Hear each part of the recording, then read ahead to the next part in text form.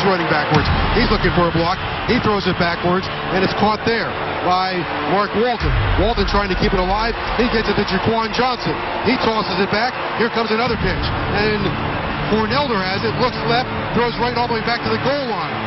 Looking for a block is Dallas Crawford. He keeps it alive, chucks it all the way across the field, and it's caught there at the 15. There's a big block at the 30, the 35 to the 40, to midfield, and still going is Cornelder. He's at the 40-yard line. Come on, amazing! He might go! He's at the 20, he's at the 10, at the 5. It's a touchdown! It's a touchdown! It's a miracle in Durham, North Carolina! It's one of the most talked about and shocking endings in college football history. Miami has won it on the most dramatic, incredible finish, perhaps in the history of the Miami Hurricanes. 2015 for Miami has been a season filled with turmoil and elation. Today, they host Virginia, a Cavalier team that's won 2 of their last 3 and looking to finish strong. So welcome to South Florida. It's an ACC College Football Saturday.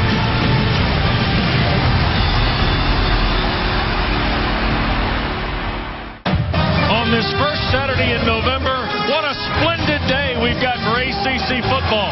Temperatures expected in the upper 80s as we welcome you inside Sun Life Stadium for Coastal Division play between Virginia and Miami.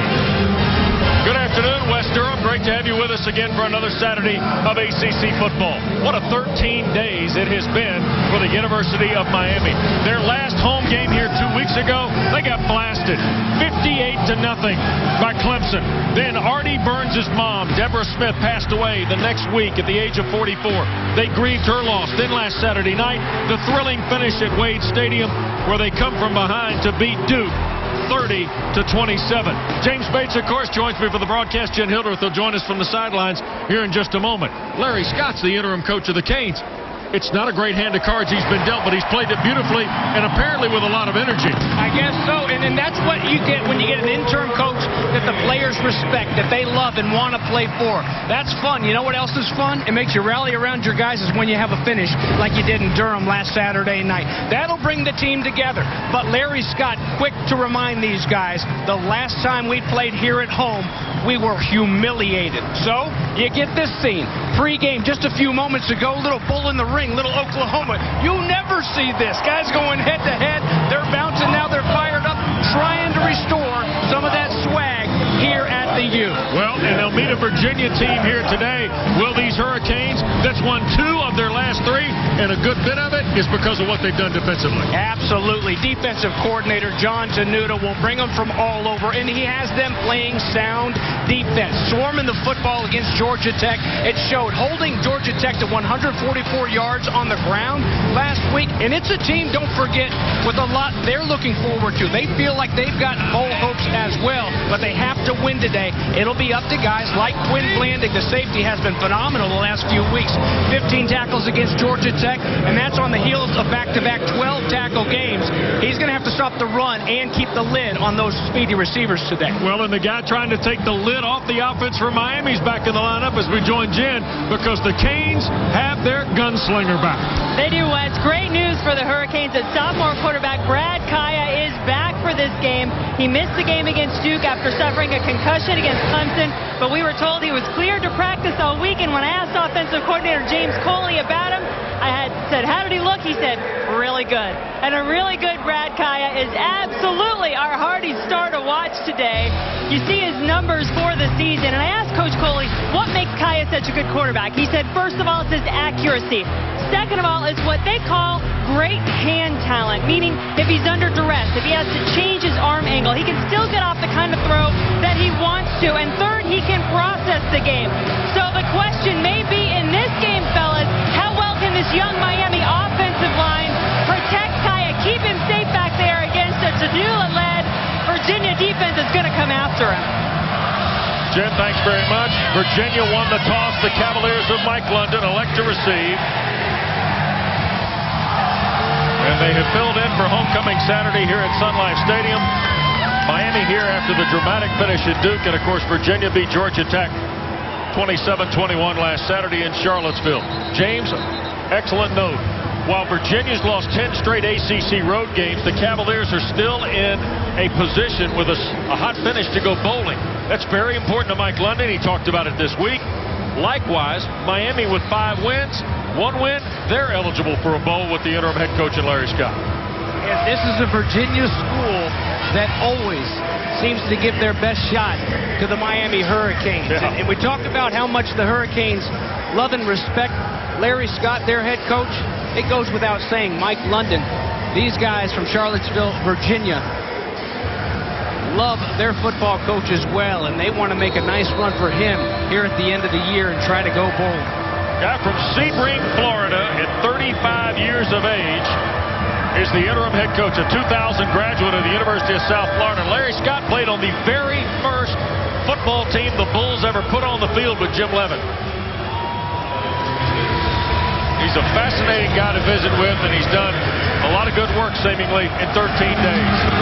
Kicked away by Miami, and here is Zacchaeus, the freshman. He'll take a knee, and Virginia will take the opening kick and scrimmage from its 25-yard line. And we'll get a look here at Matt Johns, 6'5", 210-pound junior from Chalfont, Pennsylvania. Comes into the ball game at almost 61%, nearly 1,800 yards.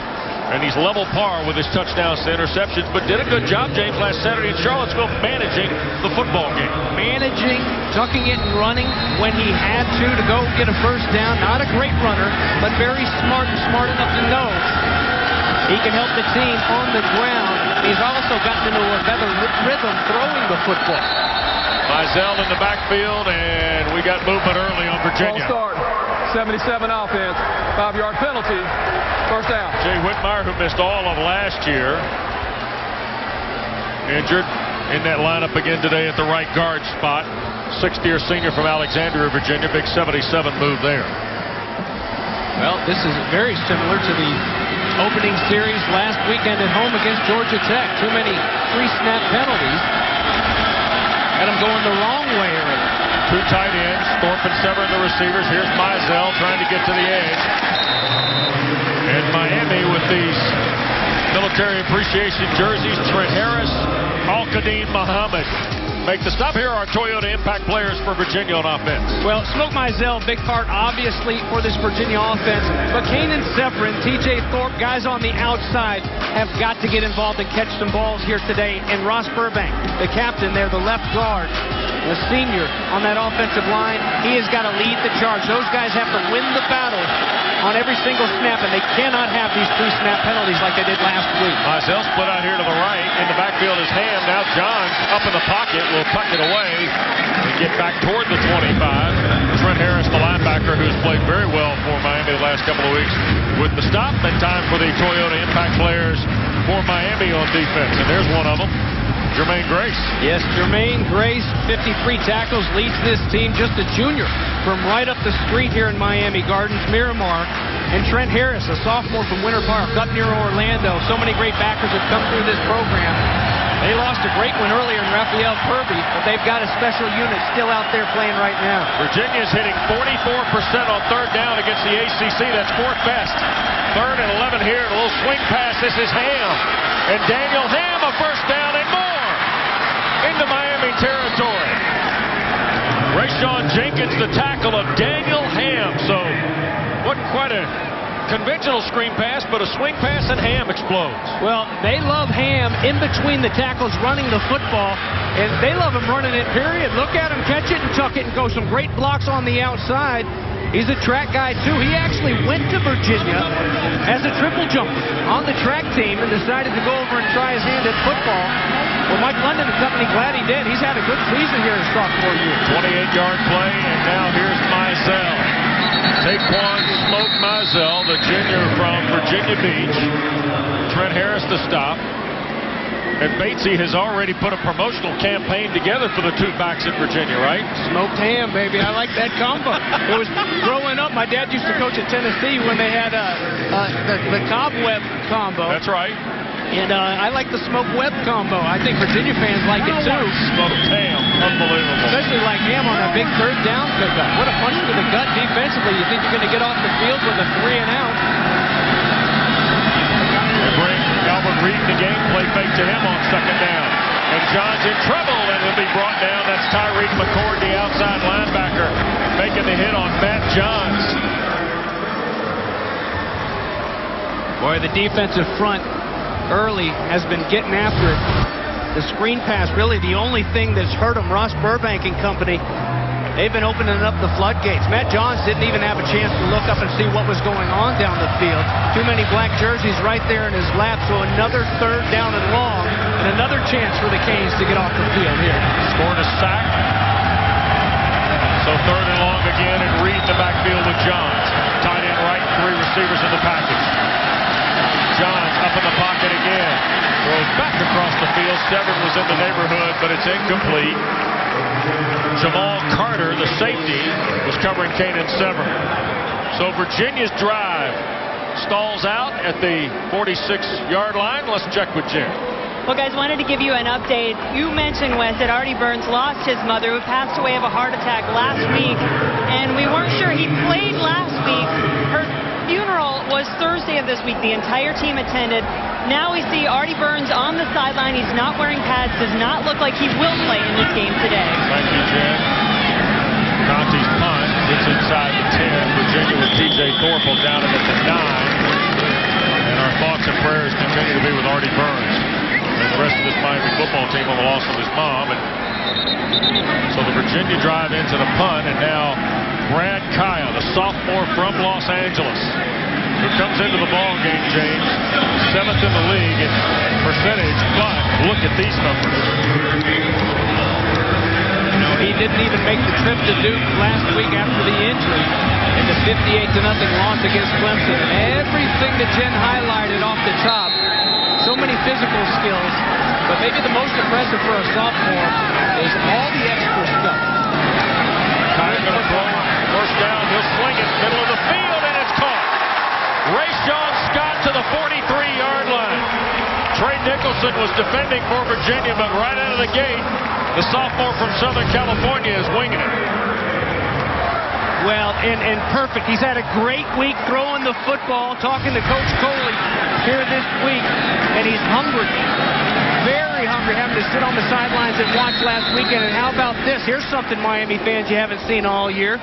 They work on it a lot, but they haven't shown much tempo. After that big pickup on the first play from scrimmage, they're right back over the ball and a snap and a gain of 4 yards. 33-yard strike followed up by about a 3-yard run by Joseph Yerby. 2nd down for Kaya in Miami. He'll throw again. And coming back here near the 48-yard line to make the catch. And that'll be Christopher Herndon, a big 260-pound sophomore, listed as a fullback / H-back out of suburban Atlanta. And for a fullback / H-back, West, those are pretty good hands. You see him go down and pluck it off the top of the blades of grass down there on the field. That was very impressive. He had a 2-yard catch at Duke last week, and he gets a 2-yard catch here, maybe a little more, but it's 3rd down for Miami. 4-yard catch for Herndon. Virginia shows blitz, flags are thrown. Cavaliers might have got caught on a cadence here, James. Well, they blow it dead. Kaya was hoping to have a chance to go up top, and that's one thing. False start. Number 15 simulating the start of a snap. 5-yard penalty on the offense. 3rd down. Well, let's quickly get to the Toyota impact players for Miami on offense here, James. Then we're going to go a little football 101. Well, they've got to get those backs going. Joe Yerby and Mark Walton use that run, 2 great running backs, to set up these throws here for Kaya, make things easier. As good as he is, they don't want to just be sitting back there and throwing the ball down the field all day long. They want to take advantage of some good young backs in Yerby and Walton. After the penalty, 3rd and long, and procedure here. False start. 82 on the offense. 5-yard penalty. 3rd down. Tyree Brady, the wide receiver, got an early start. Brings us back to a bit of an early conversation we had with James Coley yesterday about some of the instincts that Kaya has as a player, James, including the ability to just go dummy cadence and see if he can get linebackers to fire for Virginia. James Coley told us, he said, Brad Kaya will text me at all hours of the night, hey, Coach, look at play 54, Virginia against Boise State. Hey, Coach, look at this YouTube clip on Aaron Rodgers on the hard count. The guy studies football. He loves football, everything around it, and those are the extras that we're talking about. Here comes the blitz from Virginia. Kaya sets and throws, and Brady can't hang on to it. Darius Lattimore, very nice coverage for the Cavaliers in the secondary. So after a pretty good start with a 33-yard throw on first down, Miami cannot extend the drive, and they'll punt for the first time today with Justin Vogel. Well, these throws right over the middle of the field. You saw the first one that went big. This one is on Kaya because it was a nice route, and they had the inside leverage, but threw it a little bit behind him, and it's broken up. Zacchaeus will watch the punt hit, and a couple skips inside the 15. And that's where the Cavaliers will get started. Well, each school's headed once. Early threats, but nothing to show for it. Back here in Miami, each school's had it once. Nothing to show for it. Virginia's going to play from inside. It's 11 at the 10, and here is Connor Brewer, a graduate transfer with 2 years eligibility. Started originally at Texas, then Arizona, and now UVA. Just his second appearance of the year, and they give it to Zacchaeus on the sweep. Here to the near side is Alameda Zacchaeus, out of bounds after about a 14-yard play. Jamal Carter runs him out. Zacchaeus, a good special teams guy as well. Look at him doubling up on the outside. A great job over there to get the edge and to seal it off. And a good job by Zacchaeus using that speed. This is a very speedy secondary for Miami to get the corner turn. A nice first play for Brewer. Wonder if we can get anything down there. What's going on with Matt Johns here on just the second two? Well, Johns comes back in the game after Zacchaeus on the sweep, and pick him up about 2 or 3. Time for the forward keys to the game. And once again, we've come to his home state, so some Batesy originals here. You got that right. Good from the giddy up. From the very beginning, Virginia needs to jump out on top early. Remind Miami what they did last time they were here 58-0. Biggest loss in school history to Clemson. And for Miami, come on, come on, come on, come on. Shake what your mama gave you. Some athletes out there, use that natural God-given talent and get back to having fun. Doing it, went Poison Clan on them. You probably thought I was going to go Luke, but there is a tie. Yeah, they were on Luke's record label. Yeah, I had no doubt there'd be some Uncle Luke involved in the Miami team. Here is Mizell off the throw from Johns. He'll be near a first down for 3rd and short for Virginia. As we saw last week, as Jermaine Grace makes his first tackle of the day for Miami. There's number 5. If Virginia can keep it 3rd and manageable, James, even with all the window dressing Steve Fairchild does, logic tells you higher percentage of conversions. Last week against Georgia Tech, they were at 50%.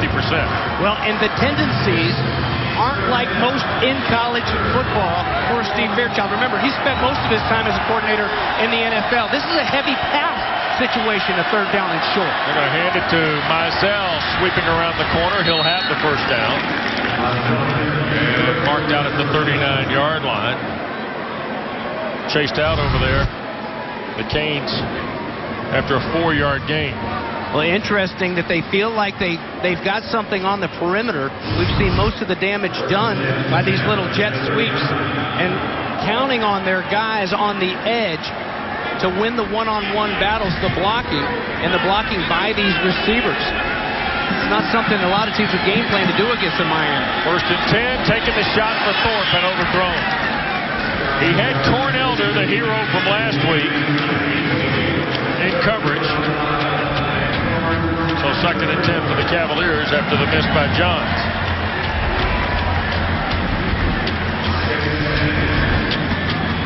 Now that they've got Albert Reed healthy as well, it's really a nice trio in the backfield. Not just Smoke Mizell, who justifiably so gets so much credit. He's so good out of the backfield as a receiver.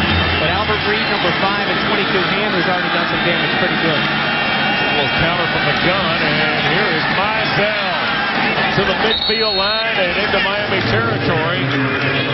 Jenkins made the stop, sophomore from Jersey City.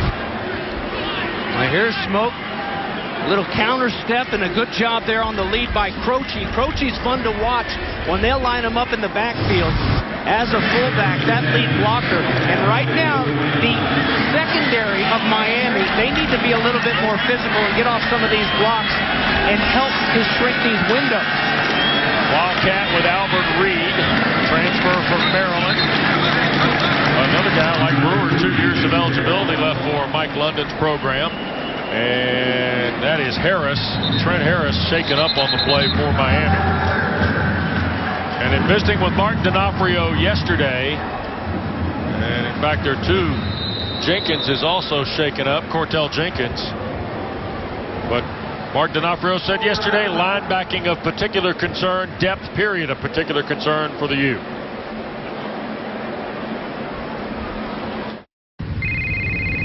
Hello?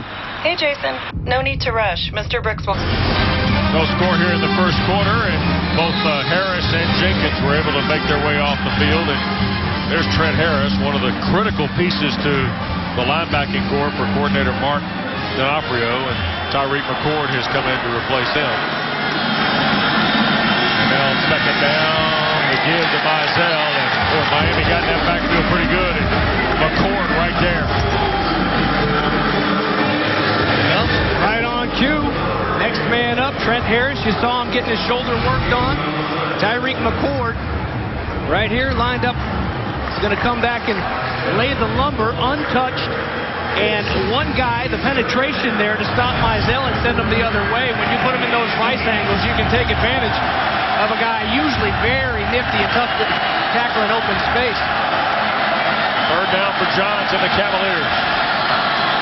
Forced from the pocket, and we'll throw it out of bounds. Threw it up over the top of Charlie Hopkins. Chad Thomas, one of the front 3 in the 34 look that Miami employs, was right in the face of Johns.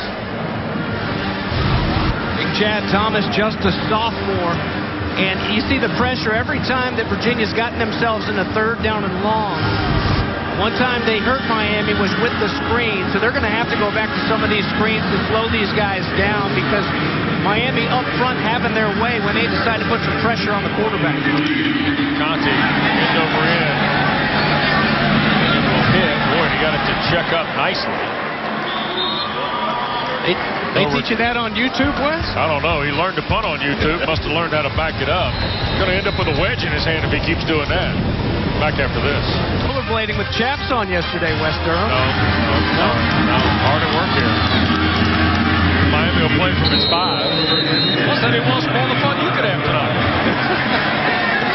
Yearby and Batten and an eye behind Kaya, who opened the day with a 33-yard strike. And penalties and some of the unforced errors on the Canes stalled their first drive. Yearby gets the carry on first down. Boy, Virginia right around the rock, weren't they? David Dean makes the stop, and that's a good time to show you the Toyota impact players for the Wahoos on defense. Well, Demetrius Nicholson goes without saying, with all the speed on the outside for the Hurricanes, these cornerbacks are going to have a long day. They've got to be very physical and get them at the line. Micah Kaiser will move back to that inside spot. Zach Bradshaw was at the middle backer and a little bit deeper against Georgia Tech.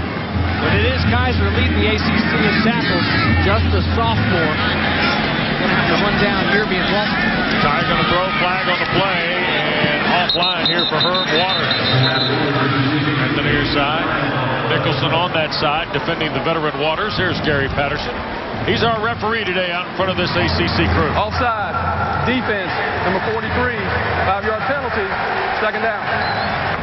Now, that is Trent Corney, senior from Ontario. And in our visit with John Tenuta this week, we got a litany of things that guys are nicknamed by the defensive coordinator. Corney is known as Cornball. We're going to give you a couple more now. They are just spectacular. They call him Scorpion on Instagram. Yeah. You got to check out that guy's Instagram account. He's a pretty good athlete. Here is Yearby running right into Kaiser. And no more there for Joseph Yearby from Central High School in Miami. Boy, they put some players out there out of that program. And so now third down for Miami again. You know, Kaiser may lead the ACC in tackles, but it has a lot to do with the big man right in front of him, David Dean. the senior from Virginia Beach, 6'1", 290-pounder. And he gobbles up the blockers and lets those backers run free. 4 receivers for Miami, including the big tight end in Joku, who now drifts toward the backfield.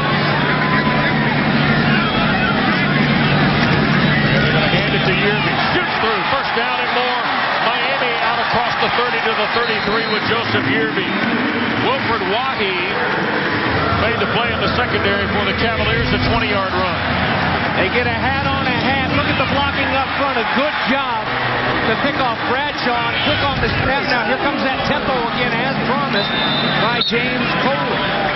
And this is something that they wanted to do because they felt like last year against Virginia, every time on a made first down, they'd get an odd front, a different front. So to not give them a chance to adjust defensively, they wanted to get back over the ball, get the hurry up, and also it goes without saying, down here in the South Florida heat, here in late November even, they want to get these big guys running sideline to sideline, wear them out. Play action to Yerby. Kyle wants to throw and threw it away because David Dean had gotten into the backfield against Brad Kaya.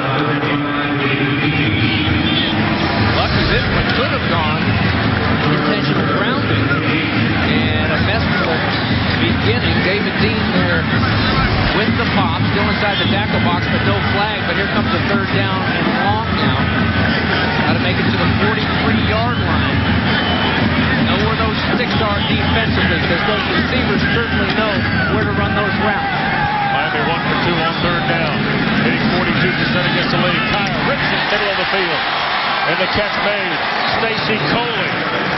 3 100-yard games already this year receiving for the junior from Pompano Beach, and he converts a big third down there. That shows you the headiness of Kaya. The blitz came from Bradshaw right there. He vacated that window. An easy pickup. Good job by the quarterback. Trying to get it to Waters this time. And Herb Waters will get almost 5, maybe 6 on first down. Quinn Blanding runs him out of bounds. James, outside of forcing Virginia's hand in terms of what they have on the field defensively, what else does tempo do here for James Coley, given the personnel he's got? Well, it's just the fact that Virginia has not seen it on tape all year long from this squad. They haven't seen any tempo, but Miami's been practicing it all year long, and finally they unveil it, and it's looking good so far. Here's Yerby trying to step through and does. First down and more. And finally taken out of bounds near the 25-yard line. His interim head coach over there to help him up. Blanding and Kennedy to stop. Watch how Yerby makes angles long. Typically, that's a skirt tackle. You get that head across on the outside of the runner and wrap him up. But Yerby changing gears, that little burst, can make your angle wrong and make guys miss and make them look silly. Nice pickup, and they've got that nice 1-2 punch with Yerby to Mark Walton. Tight end, 3 receivers. Walton in the backfield. Get it in the hands on the far side, and here's Coley. Down toward the 20 for Stacy Coley. Nicholson the tackle. Coley comes into the ball game, 3rd in reception for Sean Scott with 37. Herb Waters 27, and then Coley 26 and 2 scores. Well, and trying to substitute, they just get a guy in and get him in a stance defensively. Kaya going to throw, and does over the top of Coley. It'll be 3rd and short. Kennedy was over there for Virginia. Well, this plays, as you said earlier, he's got a very high football IQ. Some of this tempo stuff probably plays to his strengths, doesn't it? Absolutely, because he is a coach out there on the field, even though he's just a sophomore. It's almost embarrassing to say this, but at times you watch him, the way he directs, the way he gets guys set up, and he's so heady. It's a Peyton Manning type of feel. 5 of 8, 66 yards here in this opening period of play. They got him on the hard count that time, it looked like. Take the throw to the end zone, and Kennedy breaks up the ball intended for Tyree Brady. And let's see if the marker is on Virginia. Offsides. Defense. Number 32. 5-yard penalty results in a first down. They whistled Kaya for that earlier, and this time he gives the hard bark. They jump off sides. It's a free play, takes advantage of it. James Coley, the offensive coordinator, told us yesterday, he said Brad Kaya and Malik Rozier, they have a contest. They see it's a game to them, how many guys they can get to jump off sides, and it's paying off all the hard work and practice right there. Toss to Mark Walton on the right side. Drives it inside the 10 on first down. Good run by the freshman from Washington in Miami. Miles Redmond makes the tackle for Virginia. James Coley said yesterday, we got Yearby a little shiftier. He said, this Walton now, he'll run you right over. He will, and he's supposed to still be in high school. He's the youngest guy on this team. Took classes to graduate a year early. Counter from Walton and cannot get away from Corney. Boy, pretty athletic move by Corney there, James. Absolutely. Well, he had to be. I mean, the way they've been getting blown off the ball there on the edge, they've got to step up and bring some pop to that Miami offensive front. Defensively, you've seen the same thing from the guys in the black jersey. It kind of goes right with the Oklahoma drill that we saw at the top of the show. Those of you just joined us, Larry Scott had his guys in an Oklahoma bull in the ring type of drill before the game. Getting a little physical. Kai on third down. Miami's 2 of 3 today. And they're going to let the quarter clock run out. That's the end of the first quarter. So we played 1 here at Sun Life Stadium on just a gorgeous first Saturday in November. The series between these two teams in the Coastal tied at 6. A quarter done and no score.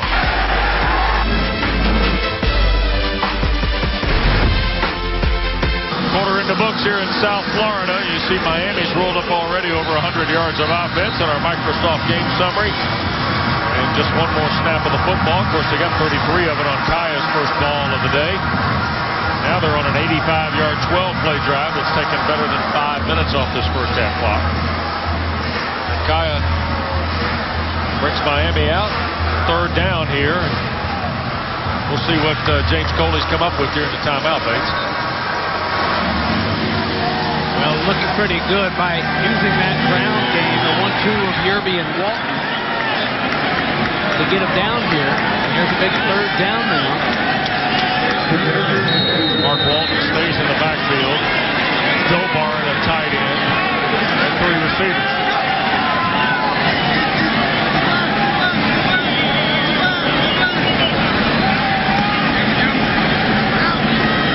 Snap the cock. Inside route. And boy, nice play by Nicholson. Bottling up Rashawn Scott. But will it be enough for the first down? Right at the mark to make. It is first and goal. I didn't think he ran the route deep enough. Good job, though. He knew exactly where he needed to be, squared it off, and Kaya hit him. I'd like to see Kaya sell these run fakes a little bit harder. Out on the perimeter, Waters. And Bradshaw, the first guy there. Maybe a step toward the 5 before Zach Bradshaw locked down Herb Waters.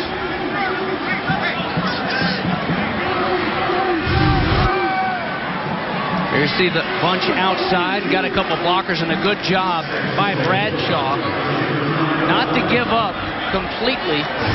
Go off to that okey-doke and let him jump back inside. Kept him there in that bottle and let his teammates help him out and drop him. Walton gets nothing. Corney and also Mike Moore, the strong side backer in there on Mark Walton. Miami's 10th in the ACC in red zone percentage, James. 38 possessions. This is 39. Just 18 touchdowns, 14 field goals, and by the way, 2 turnovers. Virginia's number 4 in the league, red zone defense. It's showing it here, aren't they? They love the blitz in the red zone as well. Here they come. Third goal, Kaya. Quick throw to the end zone, and the touchdown for Njoku.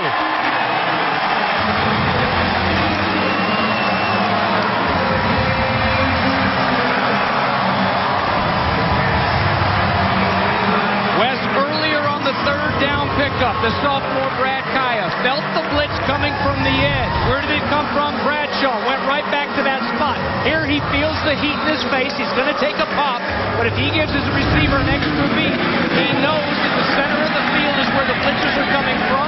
There's nobody underneath, and it's an easy touchdown. Point after by Badgley's good. 16 plays, 95 yards, 6.5 minutes. A guy who has really been coming on from Miami. Another great tight end. Here at the University of Miami is redshirt freshman David Njoku. Speaking of greats at Miami, Jet's downstairs with another guy of entertainment, Clinton Portis. That's right, Wes. I know that Clinton had to be happy. I was happy that Miami just scored that touchdown. Puts you in a little bit of a better mood, right? Yes, of course. When you're down that close, you got to punch it in. We can't settle for 3. Well, you are out here being honored as one of the 2015 ACC Class of Football Legends. You good with that? A legendary status? Finally, finally. So it's a great honor. I watched Edgerrin James get this honor a couple of years back. So to finally be on that platform is an honor. I saw you throw up the U out there. I want to ask you what that means to you. And then also, with everything this program is going through, what do you think this program needs right now? Not only what it means to me, what it means to South Florida and a bunch of other people that went to this university and gets the opportunity and the luxury to throw up that U, from the students to the athletes to everybody that you encounter that love the University of Miami. It's just a worldwide, I don't know what you call it, a club. It's a worldwide honor. It's something special. And I think the U's just got to get back to dominance. Dominate South Florida, dominate our state. Get the right coach in, a coach that could lead this program. I think we're in good shape. Coach Golden left us in good shape. So we got an opportunity to do something special. You just got to get a coach that's going to take you over the top. Throw that U up one more time as we say thank you, guys. All right, thanks, Jen. You know he had an unbelievable career as a pro. He was fantastic here. Kicked by Miami. Zatias will watch it go through the end zone. Virginia will play off its 25. James, you ever try and tackle this? No, fortunately not. That guy's been a Hurricane longer than folks realize. He was a Purple Hurricane back in Gainesville, Florida, about 3 miles from the University of Florida in high school. Made his way down here, wanted to be one of those great backs that have come through here. So many great names, not just at the running back position, obviously, but across the board. And here's... How about the rest of these legends? Anthony Simmons was a tackling machine at Clemson out of Spartanburg. Good to see him on the list. We were joined by Bobby Ross last week. What a fun visit it was to have Coach Ross with us at halftime. He'll be one of the legends as well up in Charlotte that first Saturday in December. Albert Reed back on the field, and Virginia loses a yard there. A little bit of hurry up here for the Hoos now. Look at that. Foot in the ground. There's a flag late coming down. Zacchaeus. Wrapped up by Corn Elder. Marker down. And Gary Patterson will spell it out for us. Holding, number 45 on the offense. 10-yard penalty. Second down. That's Evan Butts, the tight end for Mike London's team. Wes, that's the big one. They can't afford to go backwards the way they're trying to chip away right now. You kind of get that sense. And this is a big series right here. Is the offense. Penalties decline. Third down. Wes, I was really glad to hear Clinton Portis take care of Al Golden like that. You hate to see that. You can tell. And just the players, every one of his players tweeting out, making sure they take care of him. The guy put his heart and soul into this program. He didn't want to finish like he finished. And nothing but respect for him. He gave it all he had. But it was just time for them to move on. But I was glad to see, because some of these past players have gotten pretty vocal and they're very passionate. Johns to throw, and Severin the catch. And a first down for Virginia out to the 45. Kanan Severin hauls it in. Jawan Young, the linebacker, had fallen back out there in the center of the field. This is a good job. They give him some protection up front, plenty of time, and a good timing route. Runs it right deep into a few bodies there in this zone coverage. But with the timing, it makes it very tough to cover the big body of Kanan Severin, 210-pounder, and the captain moves the chains. And that was a big one. Boy, they need to try to move down and do something to answer here, Miami. Press center down. Johns on a little rollout. And Mizell can't hang on to it. Might have been a little too hot for Taquan Mizell. Grace and Elder were over there for Miami. Well, it's kind of a stock play for Steve Fairchild, the offensive coordinator here in Virginia. As Mike London looks on from the Cavaliers sideline. In this pro-style offense, it's, you used to see so much more of it. You use that run to set up, get the run game going, and you set up those boots, you set up those play actions. Here's Mizell and hammered in the backfield. Jermaine Grace. Wow.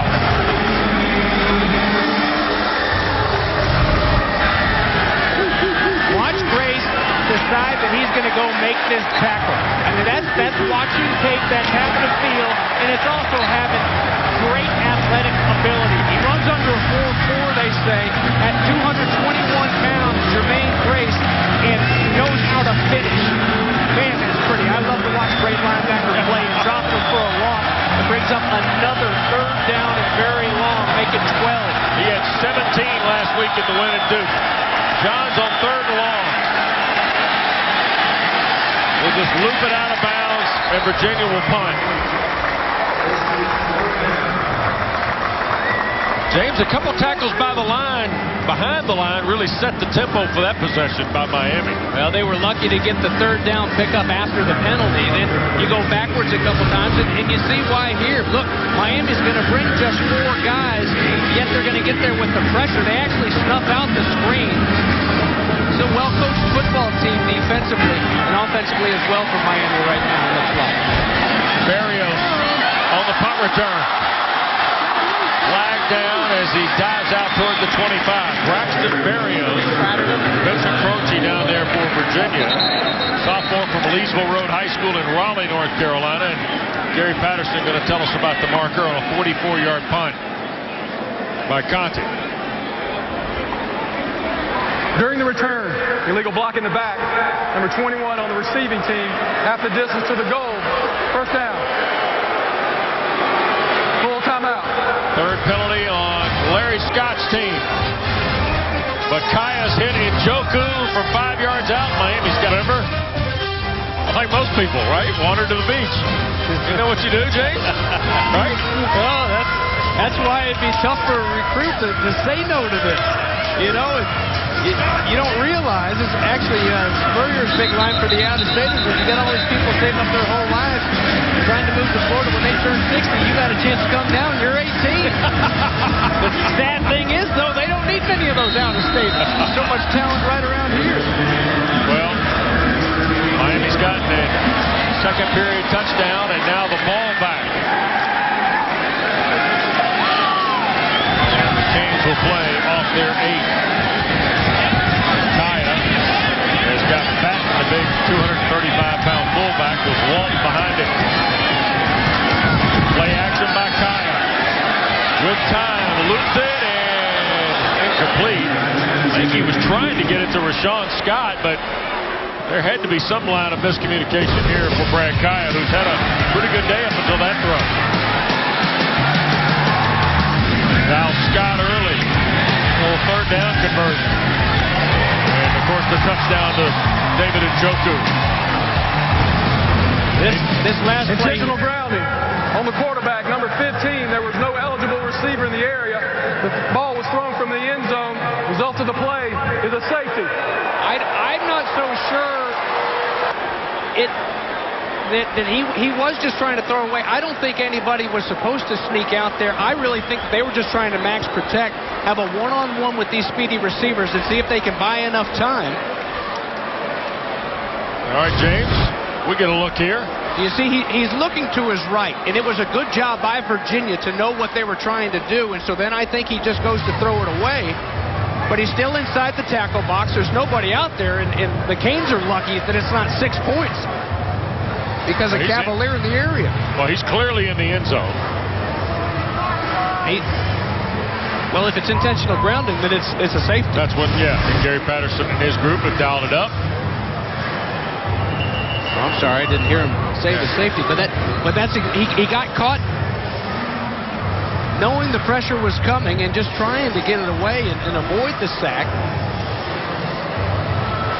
So that's a good call, and it's the right call, but it's just one receiver in the route bringing all those bodies inside.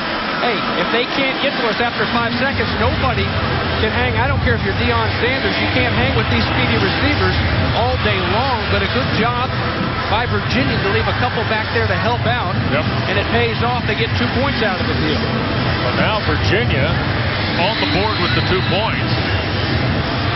And Miami will punt it to him. TJ Thorpe is deep with Zacchaeus. It will be Illumina's Zacchaeus off the 12. Boy, he got blasted by Sheldon Redwine at the 25-26-yard line. That's where Cavaliers will start.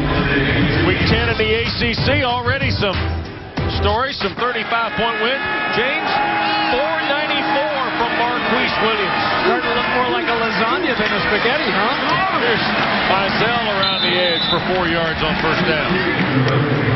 Boy, what a big win for North Carolina. You know, really thought that David Cutcliffe's team would play better today, Wes. The motivation of what went down on Saturday night in Durham against this Miami football team. But then you look back, the revenge factor of not only getting beat by North Carolina, but remember they painted the bell and they got to paint all over the locker room. They had a lot to pay them back for, but Larry Fedora's team, you had the feeling if they play clean that they can hang with anybody in this league. They sure showed it today against Duke. Mizell averaging 3 yards on his first 8 carries.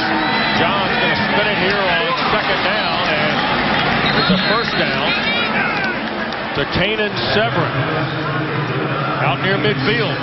But Johns, again, it's been hot and cold. When he has some time, when he gets into a rhythm, he can move this football team down the field. He goes back to Severin, who's had 2 big catches here in the last few minutes, right down the middle. Nice big body target, and not running for his life, Matt Johns. It makes a world of difference for this offense when they give him some time up front. Throw it again here on first down. Crossing route for Keon Johnson. And 8 yards toward the 43 of Miami, Tracy Howard. Senior corner from Miramar, Florida, makes the play. Johns is now 6 of 11 for 82 yards in this first half. And basically, I get back to kind of what he was doing last Saturday, managing the football game, right? Well, absolutely. You know, he's had his fair share of hiccups, but 7 of his 13 interceptions on the year were in 2 games. Ugly ones against Boise State and UNC. Well, here's Mizell, cut back, flag down at the 39. Smoke Mizell gets to the 36 before Famba Kamalu made the tackle for Miami. Shot block, number 86 and 77 offense, 15-yard penalty, second down. 4th penalty on the Cavaliers in the first half. Boy, and this is a tough one. This isn't your little 5-yarder that they have to overcome, and it's for good reason. This is a big penalty because you're just trying to protect these players. Very dangerous when you talk chop block. I haven't seen the replay or didn't see it live, but I mean, you're starting to move the ball. You got a safety. You've got some momentum here. A Miami team that's revved up. They're playing very physical football, and you've got them on their heels. And boom, now you look up and it's second down and forever. John slips it to Mizell. Taquan Mizell, a first down. All the way toward the Miami 39. Kendrick Norton, the big nose tackle, out to make the play, but it's 18 yards and a first down. Smoke Mizell, more catches than any back in the nation, and using the big bodies up front, a great job. Eric Smith, the junior tackle, getting out there to lead the way. Look at the big guys hustling down the field and the blocks down the field as well. Keon Johnson, too, driving his defender all the way back. And it was second down and a whole lot picked up in one quick play by the Smoke man. Once again, here's Mizell. And 7, maybe 8 yards on first down. So smoke is rising in South Florida, Jen. I like it, Wes. Well, talking to offensive coordinator Steve Fairchild about Smoke Mizell this week, he said, we're just doing a better job of getting him into the best spots where he can be successful, and he's really come into his own this year. Mike London said the same thing. He's become a complete back. We ask a lot of him, but he can do a lot of things now. He trains all the time at running back, but as you mentioned, he catches the ball out of the backfield quite a bit, too. That mostly just comes down to being naturally gifted. He did it some in high school, though, too. John's on a little play fake. Rolls back. Trying to find somebody. Now he'll tuck it. And out of bounds. It'll be a gain of maybe 3 or 4 for Matt Johns. Tracy Howard over there. James, there's no question. One of the premier college backs is already in this league in Dalvin Cook of Florida State. But Mizell, if you're just looking at the ACC, Mizell, I mean, Wayne Gallman's had a great year at Clemson. Elijah Hood's had moments in Carolina.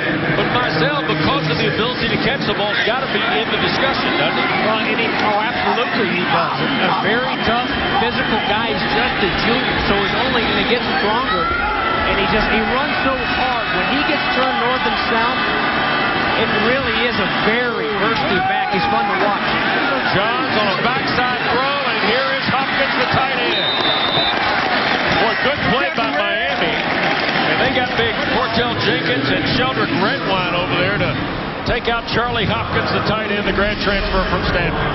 Well, everybody knows that Smoke Mizell can burn you when they go with the screen to him, to the point where they had to start self-scouting a little bit and slow down on the screens to Smoke. Here they pop Hopkins out the backside, a little tight end screen, and now they're really beating Miami at their own game. Miami offensively was hoping to wear down that defense of Virginia sideline to sideline. That's what these screens will do to you, and right now it looks like a winded defense for the Paints.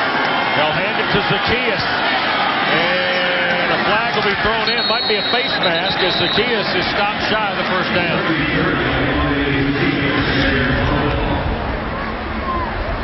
And referee Patterson. Personal foul. Face mask on the defense. That'll be half the distance. Automatic. First down. Well, foul was against number 7. It's Kendrick Norton, the nose tackle. Larry Scott said yesterday, this week has been about cleaning some things up, making our guys accountable. He said, we try and talk about it as much as it relates to off the field as on the field. And on the field was penalties last week in Durham. And that was actually Kamali. They called it 7, but it was 47. Regardless, it's a first and goal inside the 10 for the Hoos, looking to take the lead here for the first time today.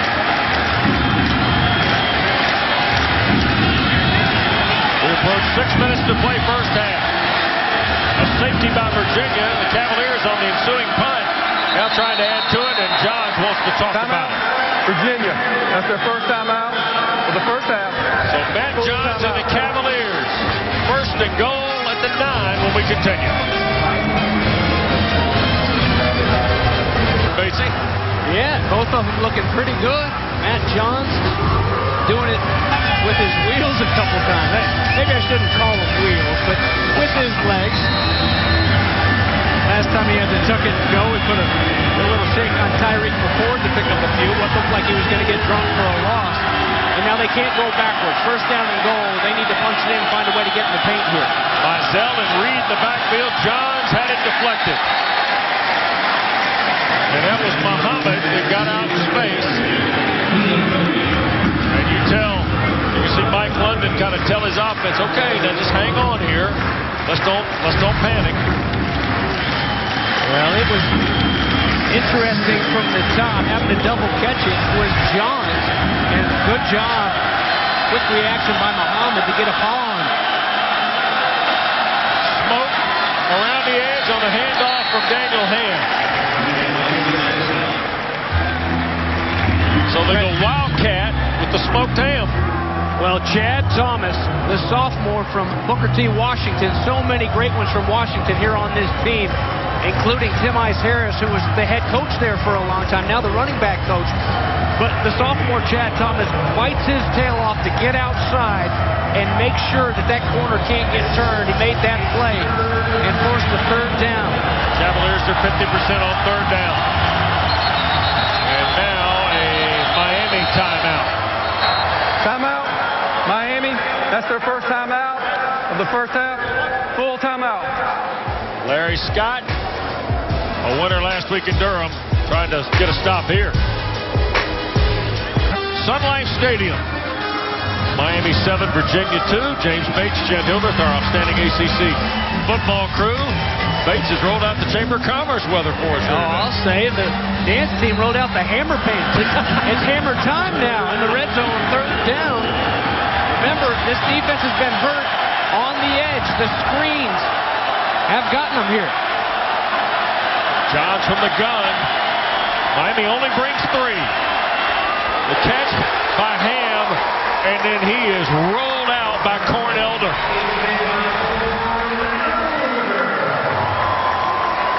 Well, Elder's making a name for himself as more than the guy who ran the 8 backward pass kick return back for a score to beat Duke. Well, and this shows you here, when it tightens up, when you get down in that red zone, it's tough. Fry cuts the Miami lead to 2. They locked it down defensively. You go to a timeout, come out with that, and you get nothing but cream corn, baby. A safety and a field goal for Virginia. 7-5 in the second quarter.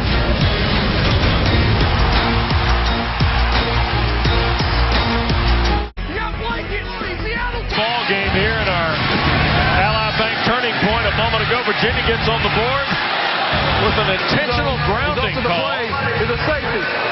Is a safety. And a 2-point there for the Cavaliers. And then James just here a moment ago, a dozen plays in just over 6 minutes, and Ian Fry's 25-yard field goal. All of a sudden, we got us the very unusual 7-5 count here at Sun Life Stadium. Well, Marlin score for you. But a good job to stiffen there down in the red zone by that defense. The first down and goal, and they shut them down. Here's Mark Walton out to the 25. They got spun around. The Cavaliers down there with Dominic Shepard covering it. Jen Hildreth's got something for us. Yeah, I wanted to tell you guys about the special Military Appreciation Day PrimeNet uniforms that Adidas rolled out for Miami today. They've got that camouflage tech fit base layer. You may have noticed the shoes, everything based on the military. I talked to Paul Murphy at Adidas, and they said they really wanted to elevate the theme this year, pay tribute to the nation's elite military units. They work with Arizona State, created a package for the U.S. Army Rangers-inspired uniforms, tribute to Pat Tillman. That debuted last week. This one is for the U.S. Army Delta Force. Have a lot of their colors involved in the uniform. And Waters taken down behind the line. It'll be a loss of 3 on the play. Pretty sharp, James. Yeah, I like them. I like the canes down the leg. I'm not a big fan of what looks like the old the sweatpants that we wore in the 80s with the name down the leg, but I kind of like the canes because you don't see it all the time. Every now and then when the light hits it. A 12-year deal Adidas and the U have just signed, Jen, and I think it's a pretty good deal. This is their showcase team, kind of like when you look at Nike in Oregon. Swing it out in the flat. Here's Miami rolling. And Stacy Coley with speed to burn nearly converts the second down play. It'll be 3rd and short for Miami. Boy, hang on tight when number 3 gets his mitts on the ball. Fastest guy out there. Tell it all, brother. Right up the road in Pompano. Miami 4 out of 5 on 3rd down. You see Bradshaw and Kaiser jump up into gaps. Tenuta looks like he's bringing them from the light standards. Kaya didn't get 5 yards there, but he made them show their hands, show their cards on the blitz. They're going to throw it inside route, and here is Coley. Forget about it. Wahi knew in the first 6 strides, James, he wasn't going to catch it.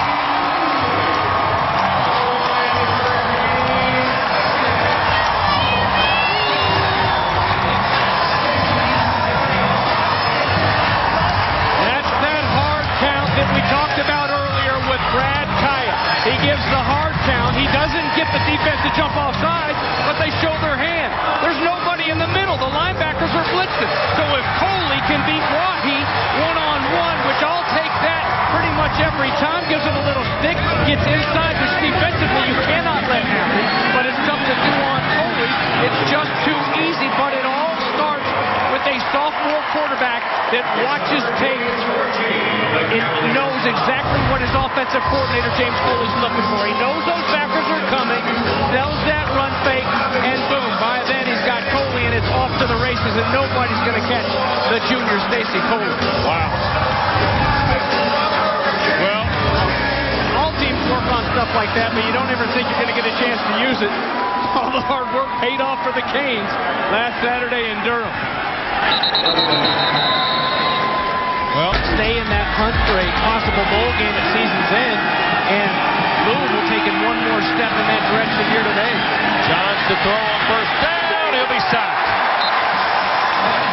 Trent Harris, the linebacker, gets Miami's second sack.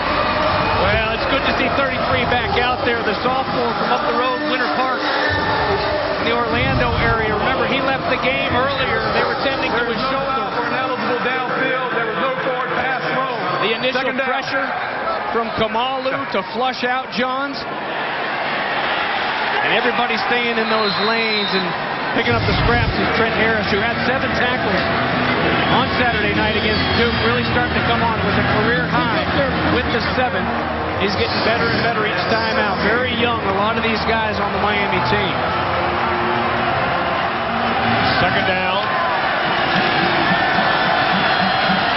At 17, almost 18. Flag thrown from the back judge. Might be delay of game. It is. Delay of game. Offense. 5-yard penalty. First down. Mike London, just like Larry Scott, knows unforced errors are the rule sometimes of whether you win or lose. Virginia, though, James, as we've seen, can ill afford those kinds of penalties. Well, they had way too many early in the Georgia Tech game, but fortunately for the Hoos, they were able to overcome them. This is Reed zigzagging in the backfield and nothing home there because Miami was rallying all the way. Ufamba Kamalu was in the mix again, along with Anthony Moat, big 290-pound sophomore from Fort Lauderdale. Well, I really like the way we've seen a few of these guys play on the edge. Watch here. Watch, you're going to see the bottom of your screen. Muhammad. You see him fight and use his hands. He's not in on this tackle where 5 of his buddies are. But how many times have you heard me say this year, where are all your buddies at? Nobody's outside to help you. Well, Muhammad knows that. He's fighting, trying to stay outside. Forces that ball back inside. If he would have gotten scooped right there, it would have been off to the races on the edge. Johns tries to get it to Ham with blockers. Won't have enough for the first down out near the 20. Kamalu, redshirt senior, the stop. Timeout, Miami. Second timeout of the first half. 30 seconds. Timeout. Larry Scott burns that timeout. And Virginia will have to punt the football here. James, so very much enjoyed visiting with Larry Scott yesterday, and just an interesting guy, and had a chance to talk to Blake James, the athletic director at Miami, before the game today about making Larry Scott the interim head coach. And in part, it was what we saw yesterday. The energy, the attitude, the enthusiasm, a guy who wants to make the football team, as we said a moment ago, accountable not just on the field but off the field. And that was important to Blake James in the transition Miami's going to go through. Well, and it was important, as you see how hard these guys are playing for him, it was important somebody that the players really respected and loved. He's a Florida guy. Didn't go to Miami, as you mentioned earlier, played at USF West. Barrios on the return. Stopped at the 42 with 1:11 to go, Jen.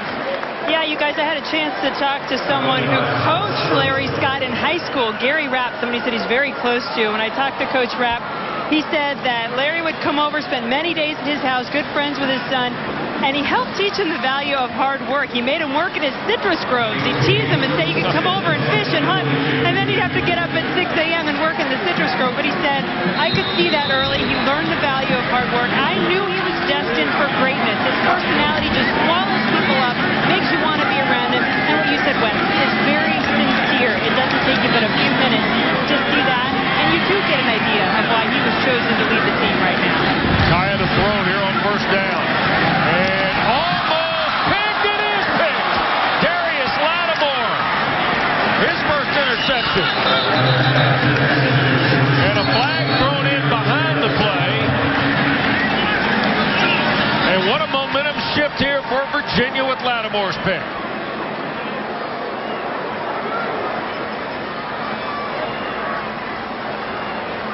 And Gary Patterson's crew sorts it out. After the play, we have unsportsmanlike conduct, unnecessary roughness on number 55 on the interception team.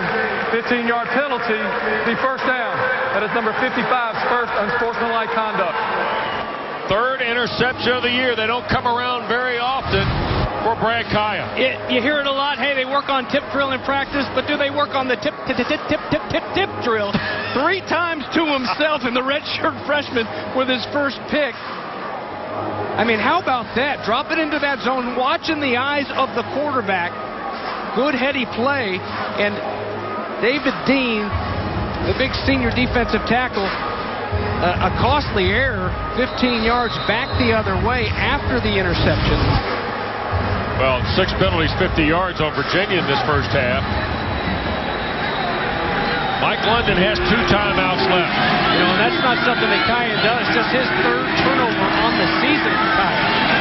Johns push from the pocket, and Virginia will let the clock run here. 50 seconds left.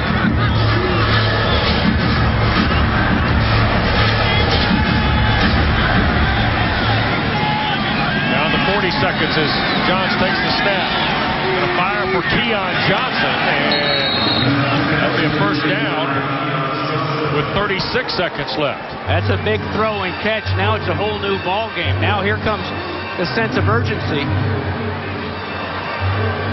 You know, that play, pass goes incomplete. You run the ball, let that clock tick a little bit. Miami maybe used that last time out. Now you're the hammer, and Miami becomes the nail. If you can get a couple more of those, inch your way up into field goal range, go in 14-8. Johns has got 130 yards on 11 of 17 after the throw to Johnson.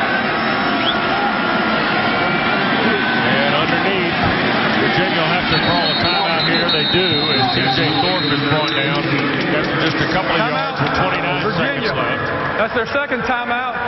30 seconds timeout. James, in some ways, I thought we might get the timeout after the first play, but London definitely had to punch that one there, and he still got one left here for the final 29 seconds. Coach will towel off as they get this sorted out. Give us a chance to tell you about the next edition of ACC Gridiron Live as Ian Fry warms up in the kicking net.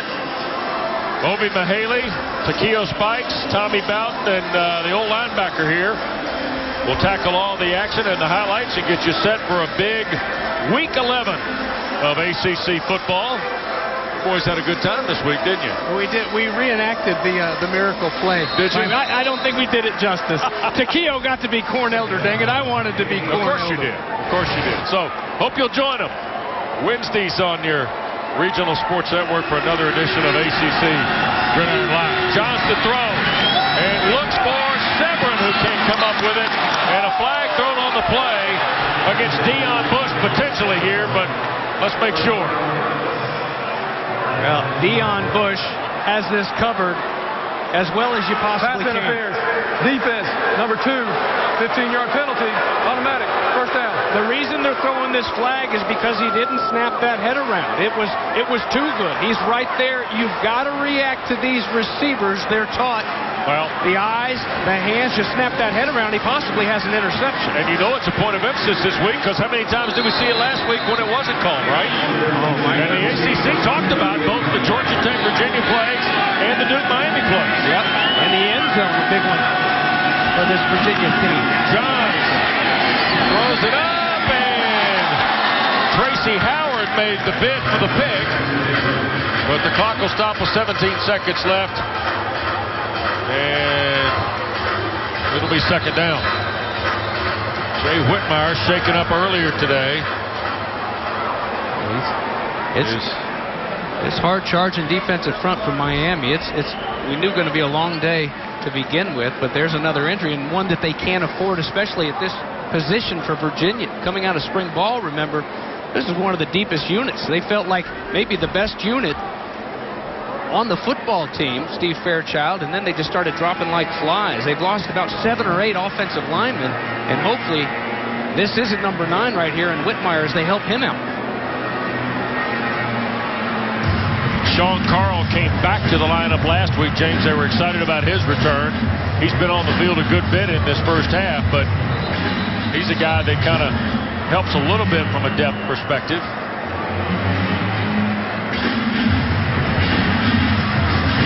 Well, when you lose a guy on that offensive line, Coach D'Onofrio and company, it makes you think maybe even more so, as much as such success as they've had with the blitz, to heat it up one more time and put some pressure on John.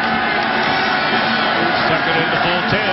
Here's Mizell trying to find something. Boy, good play. Kamalu has played very well here in this first half, James, out of that 34. They've been good. This is a Miami football team defensively. They know to expect a lot of screens from Smoke Mizell and Virginia. Virginia has had a couple of good ones, but that time it's shut down. And here's your Bass Pro Shop catch of the game. And the first interception in the career for Darius Lattimore, the redshirt freshman. that's pretty. Major League tip drill. And it gives the Cavaliers this opportunity now with 10 seconds and out of timeouts. Johns cannot throw this in the middle of the field, or are they just going to ask Fry maybe to try the field goal here or maybe run one more play? No, Fry's coming out.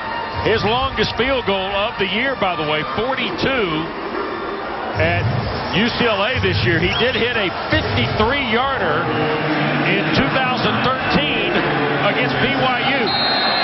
Hit the big one in Syracuse, sent it to overtime. 48-yarder.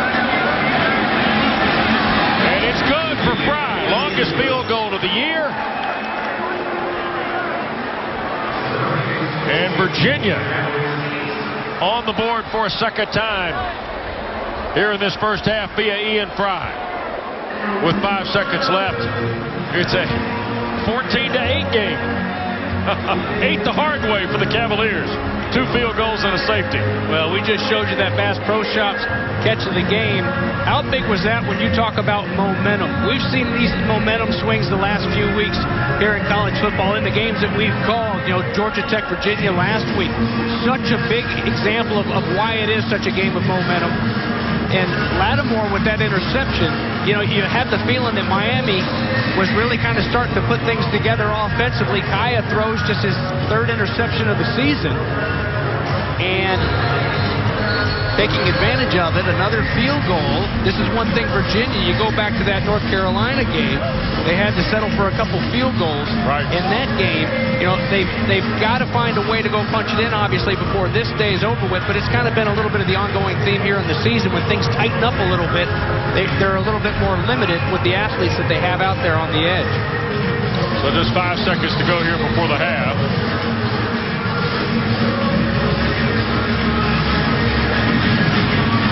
Walton and Elder are deep for Miami. I'll be surprised if Sims offers them anything here, and he won't. They got another one in them. Let's see. Here goes Elder. Cuts back to the near side, and the half is over. And Virginia gets a couple of field goals here in the second quarter after the big Kaya touchdown pass. But Kaya started with Njoku on a touchdown to get Miami on the board. And then intentional grounding with the throw into the end zone, or the throw from the end zone, results in a safety. And then here's the inside route to Coley, James. Yeah, Coley with speed to Vern to the end zone. Almost 70 yards. Kaya's pumped up, but then turns around and throws an interception a few moments later, and that results in a very nice field goal by the senior Fry to whittle down this lead. Maybe the most impressive thing I've seen today, the fact that Elder didn't pitch it there with 5 seconds. It drives coaches nuts only when you have to, right? I'm sure those guys wanted to pitch it about 8 times there on the last play of this first half, but very smart by Corn Elder and company to just tuck it and go to the house on top. Well, Miami's got the lead. Jen's got Larry Scott. Thanks so much, Wes. Coach, you told us that you told your team to remember the last time they played here, how that loss to Clemson felt. How do you think they've done so far in the first half? Well, I think we came out and we had a little bit of energy early. We got to keep, once we get a spark and gain momentum, we got to keep momentum. And that's what we got to do. Just got to play harder and play with a little bit more passion here in the second half. I want to see that. Anything else that'll be key for you? You tell these guys about at halftime? No, it's just that if we stop shooting ourselves in the foot, we're going to be just fine. Play harder, play faster, play with a little bit more juice and passion, and don't hurt ourselves. We'll be just fine. There you go. Thanks, Coach. Jim, thanks. Larry Scott to visit with his team. A 6-point lead at the break. But do you feel like you guys got some momentum heading into the locker room? Well, I'll tell you, we're battling back and forth. You know, they had an 18-yard play for a score, an explosive play at one play right there. well, you know, we got a turnover. We're battling back and forth. We just got to settle down. And like I told you before, the third down situation, I think they're 5 for 6, we're 3 for 7. We got to improve that. It's the difference between a possession. Okay, thanks, Coach. Good luck. Coach, thanks very much. Time for the FanDuel huddle up, Batesy. All right, hit them up, split them up. Start with Virginia. They got 1 turnover to 0 for Miami in the first half. They need to steal a few more in the second half. Not easy to do, though, against the Canes. They're number 6 in the nation at plus 10 turnover margin. For Miami, here's your Uncle Luke, Miami's favorite uncle. Move something, move forward. Don't shoot yourselves in the foot with the penalties and the turnovers. Move something. Forward. You tried to tie that, were you? I had to. Yeah. Well, John Tenuta looks on. Virginia's defensive coordinator on the sidelines. Cavaliers, we showed you, kind of kept things in front of them a little bit. The explosive play, though, that inside route to Stacy Coley, I'm sure, as Mike London pointed out, eats at him a little bit because it was a matter there of could you get to the quarterback before he cut it loose. And James Coley talked about this this week, I should say. And you've seen a lot of that chess match with, you know, here's a guy in Tenuta that likes to pick and choose where he brings his guys. And it's not a full house. He'll bring a blitz from here and there in key situations. But when you're dealing with a guy like Brad Kaya, it's like that coach out there on the field, so you're really rolling the dice even a little bit more than your average Saturday blitz. Yep. Because he has such a good feel for what they're trying to do to him defensively. He knows the spots that these blitzers are leaving, and he knows that his receivers, if given an extra beat, can get free, and he's taken advantage of it time and time again. Dylan Sims will kick it away. Corn Elder, Mark Walton deep for Miami. And half number 2 underway. And Walton thought about it, touches a knee. And Miami will play off its 25. And their sophomore quarterback stands the interception. Pretty nice first 30 minutes. Well, they're the explosive plays and the plays where you've seen the blitzers come into the face of Kaya and the preparation during the week. He's had a great week of throwing the football. He's got one that he certainly would like back. That's that interception. Just his 3rd of the season right before halftime that resulted in 3 points for Virginia. But the numbers right about where they want. The challenge was James Coley, his offensive coordinator, said, let's be over 70%. Let's throw this football around and let's complete the ball. Ball start. Number 73, offense. 5-yard penalty. First down. Well, here's an unforced error on the 6th Miami penalty because Trevor Darling, sophomore at left tackle, big 73 there, is the guy that moved. If he doesn't move, Kaya's got David Dean, I believe, in the neutral zone there, James. Yeah, and these are guys, while very young up front, they like the combination of the offensive line that they have in there now. They really feel like they played better against Duke. And they've also worked with Kaya so much that they've got to expect that. Irby in the backfield and on first and 15, close to the original line. Wahi, stop for Virginia. Be interested to see how James Coley, the offensive coordinator of the Canes, mixes and matches that tempo concept, James, that we saw in the first half. Right, Miami, if you joined us late, the Canes hadn't been much of a tempo NASCAR offense at all. We hadn't seen it at all, and they came out every first down in the first half. They were quick back over the ball and quick with the snap. A little bit of tempo here in this game. Throw by Kaya. That is Standish Dobard, the 260-pound junior at fullback, or tight end, if you will, hit by Kelvin Rainey. Well, you're big game hunt when you go on the 6'4", 260 Dobard. Dobard, we've seen Herndon get involved. Joku as well. Good athletes out there as well. Dobard is a really good blocker, too. Very physical. It's his first catch in the last 3.5 ball games for Miami.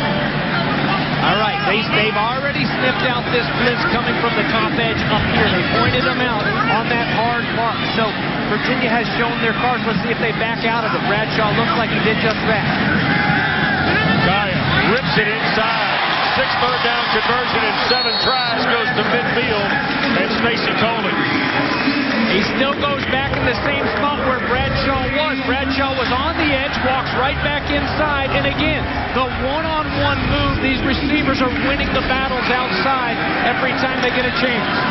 Yearby, maybe 4 here on first down. He got pushed back, but Joseph Yearby gives him a little run change Time out there. for injured player. And Trevor Darling is shaken up, the left tackle. So big 73 is down. And here's the deal.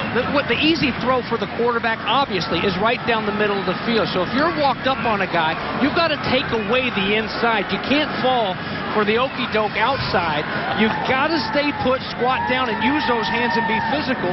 This has happened way too many times on these Virginia defensive backs. And, you know, it's easier said than done with these Miami receivers. But that's rule number 1. When you're out there isolated on a guy, you cannot let him inside and give up that easy throw time and time again. Kai is 13 of 17, $175 and 2 scores. Is at 120 of it to Coley on 5 catches and a score.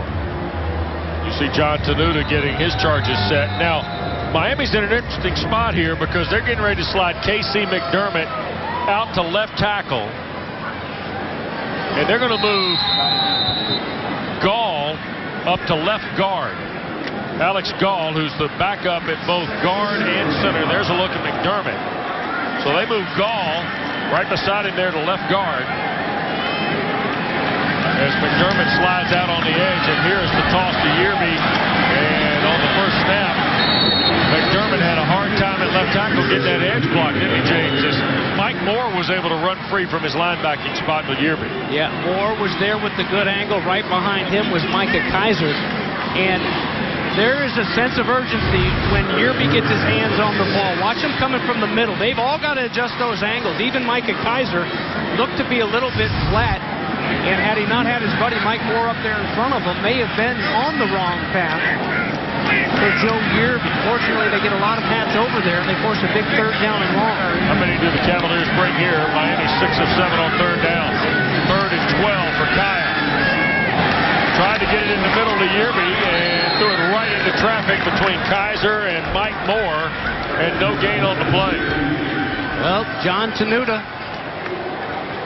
wins that chess game. Right here brings Bradshaw, a little bit of a delay. Linebacker right up the middle. And Kaya forces that ball in there on the screen. Lucky with all the bodies that had read the screen. That one didn't get a Virginia hand on it. Vogel punt. Zacchaeus, a fair catch inside the 20. And that's where the Cavaliers will play from for the first time on offense. And we're headed to Papa John's Cardinal Stadium. Well, I'm anxious to get up there and see what's going on. Just when we thought we had it figured out, Lamar Jackson running the show is number 3 and did okay today for Bobby Petrino and company. Virginia off its 18. Zacchaeus has a hard time getting to the edge. Miami cleaned it up. And they got out there, the Canes did, with Josh Johnson, the defensive back, and Rayshon Jenkins. See, Virginia had a lot of success getting outside and getting the corner turned in the first half, which surprised me. These guys are so fleet of foot on the defensive side of the ball for Miami. I thought you'd see it a whole lot more of just that. Guys just running them down and not letting them get turned north and south. Johns with a pistol. Flips it to Mizell. Couple of blockers out in front, and a great play by Deion Bush, the free safety. That's a super play against 2 guys from the opposing team, James. Well, Deion Bush, Wes, the senior safety, he had 2 guys on him, or 2 guys that were supposed to be on him anyway. He splits the blockers, not taking no for an answer, and goes and makes a huge stop. Otherwise, there were a lot of guys that were heated up going after that quarterback, and it could have gotten interesting. That's a big play by 2. Cavaliers 3 of 8 on 3rd down. Johns tried to put it in the air, and it got picked off. Jaquan Johnson, the interception.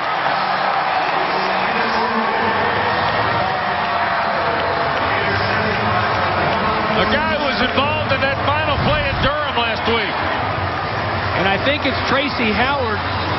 3, it is 3. Great position to come raking over the top. Make sure he rips through those wrists and knocks the ball away. and sets it up nicely for the pickoff for Johnson. So 4 plays and interception. Virginia, Miami had 4 plays and a punt. Good halftime adjustment right there, too, because that's one thing that hurt him in the pass game in the first half was Kanan Severin over the middle of the field. Good play. Give us to Yearby. Tripped up as he stepped through the hole to about the 33-yard line. Zach Bradshaw, the tackle of Joe Yearby. 3 100-yard games coming in, had 146 in the win at Florida Atlantic. He's got 50 on 10 carries today. Joe Yearby, Miami Central guy, like Dalvin Cook, part of 2 state championship teams at Miami Central. Second down. Yearby trying to get to the near side. First down and more. Good hard running by Yearby. You know, and actually, Wes, Yearby was number 2 there at Miami Central behind Devontae Freeman. Great NFL player, now played for the Knowles, of course. And Dalvin Cook was number 3 at the time behind Yearby. Nobody knew of Dalvin Cook that much, knew that he was so special at that young of an age. But Cook eventually not only became a great back in high school, but he was an outstanding cornerback for Miami Central as well. Yep, David Dean, the tackle behind the line. There's what James talked about earlier. Miami came in number 1 in the ACC 6 nationally in turnover margin. They've had one and taken one today, so they're still plus 10 on the year. Yeah, that's an embarrassment of riches when you got those 3 guys, don't you? And then you give him a spell and you bring number 1 and play pass to him. Here's Tyner, keeping it far side. A lot of pocket presence and poise by the sophomore there. Across the field and out of bounds before Mike Moore angled it. Well, you're going to see Kennedy here in man coverage. The cornerback, watch 26 with his back turned the entire time, and eventually the receiver turns into a blocker and gives him enough padding. It's a 3rd down and short. I had an former NFL GM tell me in July after seeing Kai in person, have you ever seen him? I said, well, I saw him at the ACC event, and he goes, he's got that look. Showed you a little bit of that look right there, didn't he? Just a sophomore, James. That's the thing. Mark Walton is the running back. Kyle tried to dial up Coley, who's already had another 100-yard game, his 4th of the year. At 7 for 139 to score against Florida State. And he's tearing it up today, 5-120 and a 67-yard strike here. And now Bashley will come on and try a 34-yard field goal. On the year, 17 of 20, longest 49 here 3 weeks ago against Virginia Tech. 34 on the far hash. And no good. Pushed it right. So a missed field goal stalls out Miami's opportunity. Canes still lead by 6. 3rd period continues after this. Because that was going to get interesting. A race to the corner of the end zone, and Zacchaeus.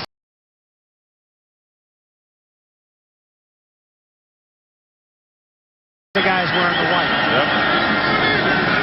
Johnson, far side, Zacchaeus again.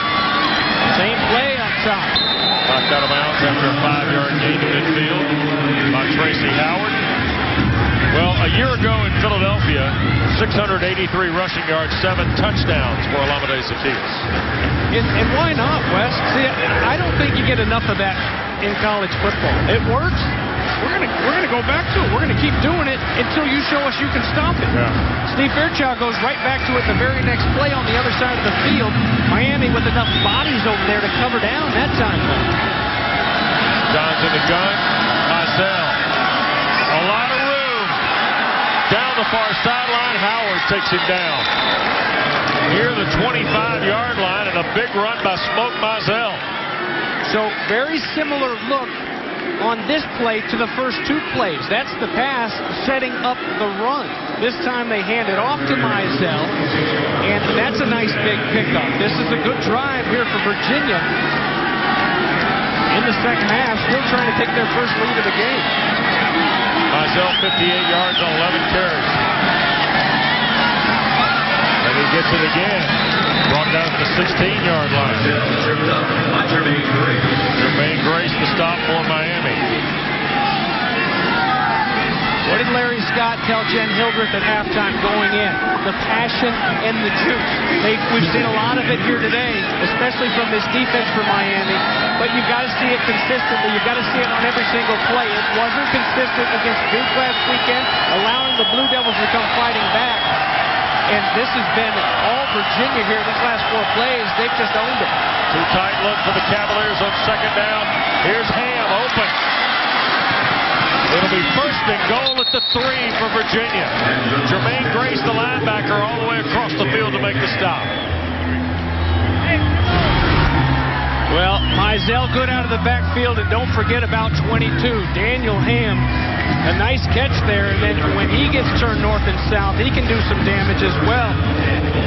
Very athletic family. His mom was a lacrosse player back in college.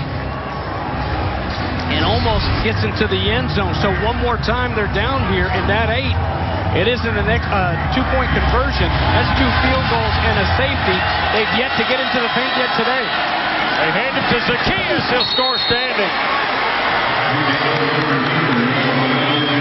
Olamide Zacchaeus gets the rushing touchdown to put Virginia in a tie with Miami. Boy, this was an impressive series here for Virginia. Everything seemed to work, and it worked together. You run this to set up this, and you have the defense on their heels when you give them that look, and you fake that jet sweep handoff on the pass, and then you're able to hand it off and get to the edge a couple times for a touchdown to pay it off. First rushing score of the year for Zacchaeus. Point after by Fry. Cavaliers have the lead in South Florida here in the 3rd.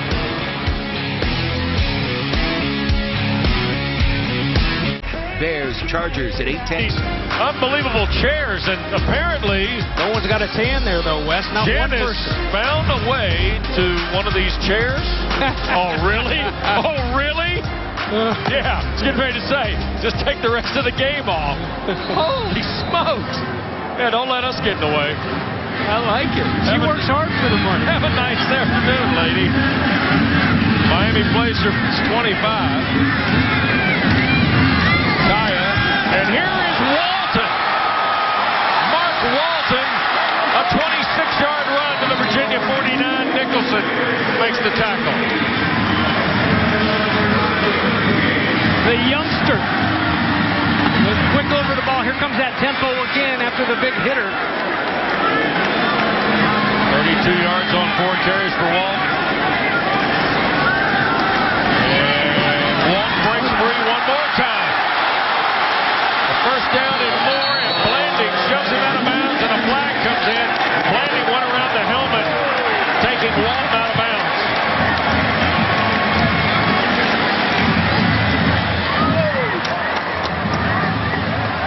Gary Patterson going to sort this out.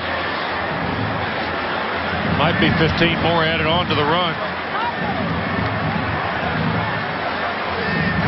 Personal foul, number 3 on the defense. 15 yards from the end of the run. Automatic. First down. 65 yards on 7 penalties. And look at him. Back-to-back plays. The toughness of a guy who should still be in high school. There you see the end of it. Landing with the shot to the face and tacking onto it. But Mark Walton took extra classes in high school so he could graduate early and not just to come in for spring ball. 56 yards on the first 2 snaps for Miami. Totally adding to his total. Virginia says they've got the ball. Blanding got up there, started litigating right away. Bradshaw the hit. The ruling on the field was player was down. Second down. Miami right up on the line now. Wisely trying to snap it. No one get a look at it. Yep. They got it snapped. And here's Walton. And boy, look at Corney. Make the playoff his defensive end spot. Trent Corney's been up to the task today. Well, it's good that you don't get a chance to look at it up top and maybe lose the football, but it's also bad because not everybody on the same page and ready to fire off. Trent Corney certainly was. Miami 6 of 9 on They trail 1 here in the final 4 minutes of the third.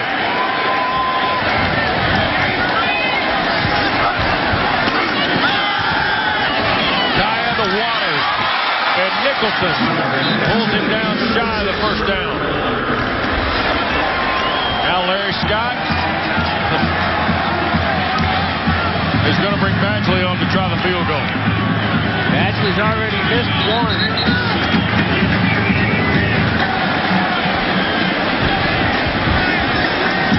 This is the right call here in a tight football game like this. You got to get the points however and whenever you can get them.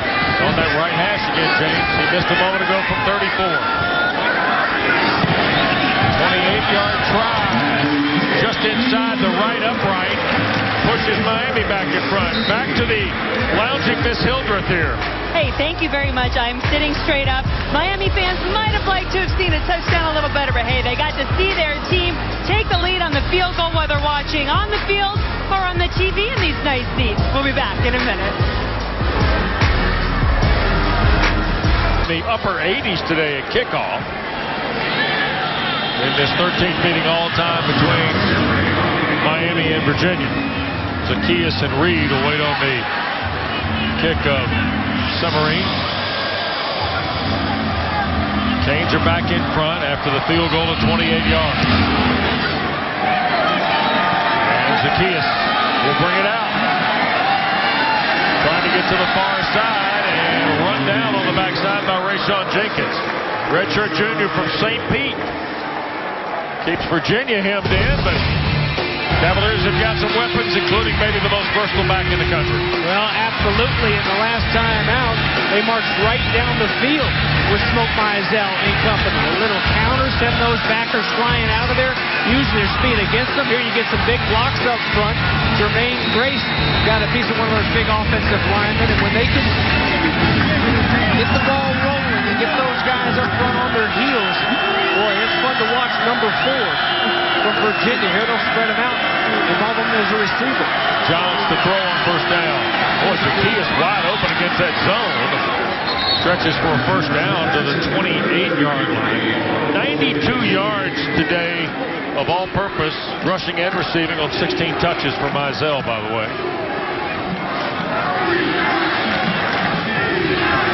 Zacchaeus is kind of like Little Smoke. They do a lot of things with him. He was recruited as a running back. I'll tell you what, they're going to flip you a consulting fee on promotional campaigns here. No, it's all free.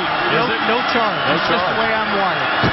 Here's Mizell on first down, and Smoke out to the 40.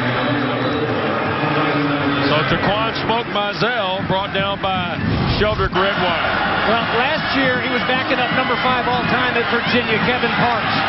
Just waiting his turn, just hungry as can be, and he runs like it. Every time Mizell gets his hands on the ball, it's with a purpose. And a lot of times coming out of the backfield as a receiver, when he gets those shoulders turned and gets those shoulders with that nice lean, he's dangerous. Ball dropped on the flip from Johns to Daniel Ham. So the second and 10.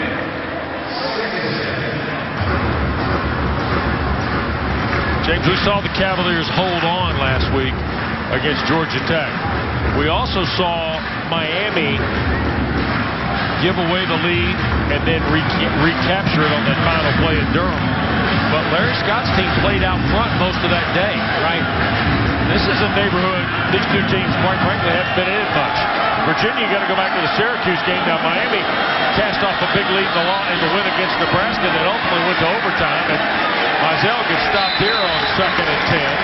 Behind the line, it'll be third down for Virginia. I think interesting as much about the mental side of this for these teams as we work our way to quarter 4 here.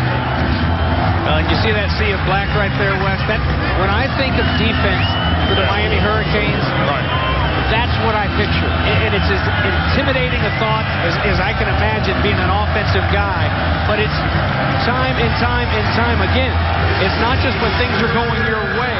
It's turning up the heat like that and forcing turnovers. Every single opportunity you get, here's a big opportunity to bring some heat on John's third and forever. 3 of 9 is Virginia on third down. Here's Reed, and doesn't have a lot in front because Kamalu, who has played very well today for Mark D'Onofrio's defense, make the play back at the 37-yard line.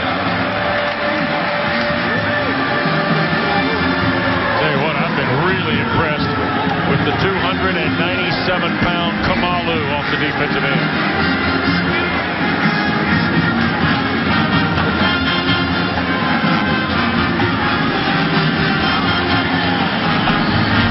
And a punt here for Virginia on their 5th snap. And a fair catch call for by Braxton Berrios. And Miami's going to play off its 21-yard line, and Kyle will come back out, closing in on 200 yards today on 16 of 21 and a couple of touchdowns. Well, you know the story if you follow college football at all. 13 days ago, Al Golden relieved of duties as the head coach, and this 35-year-old man from Sebring, Florida, who was a member of South Florida's first ever football team, Larry Scott, was given the reins. He won last week at the Horn and trying to find a way to get the Canes to 2-0 under his guidance as Walt gets a couple of yards on first down. Nice play there by Corney to read the big pulling blocker from the other side of the field and come and penetrate and create some disruption there of what they're trying to do. They're trying to get him out there and wide. And I've been impressed the last couple of weeks with the play of Trent Corney. Yep. Second down, 7. Likely the final play of the third. Play clock not even starting yet. And they'll just let the clock, well, they're going to stop, rehuddle, and set.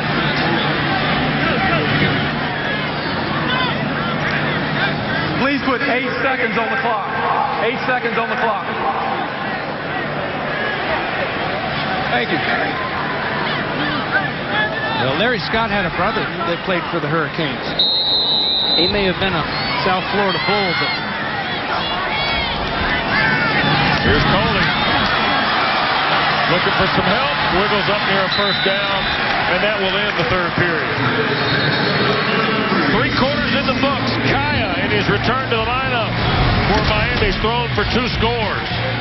Virginia led briefly on a Zacchaeus run, but a moment ago, 28-yard field goal put the Canes in front, headed to the 4th.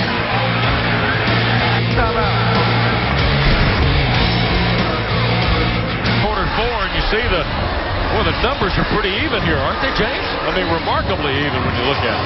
Well, and there were times in the first half when it looked like Miami had the skill to kind of step away and pull away.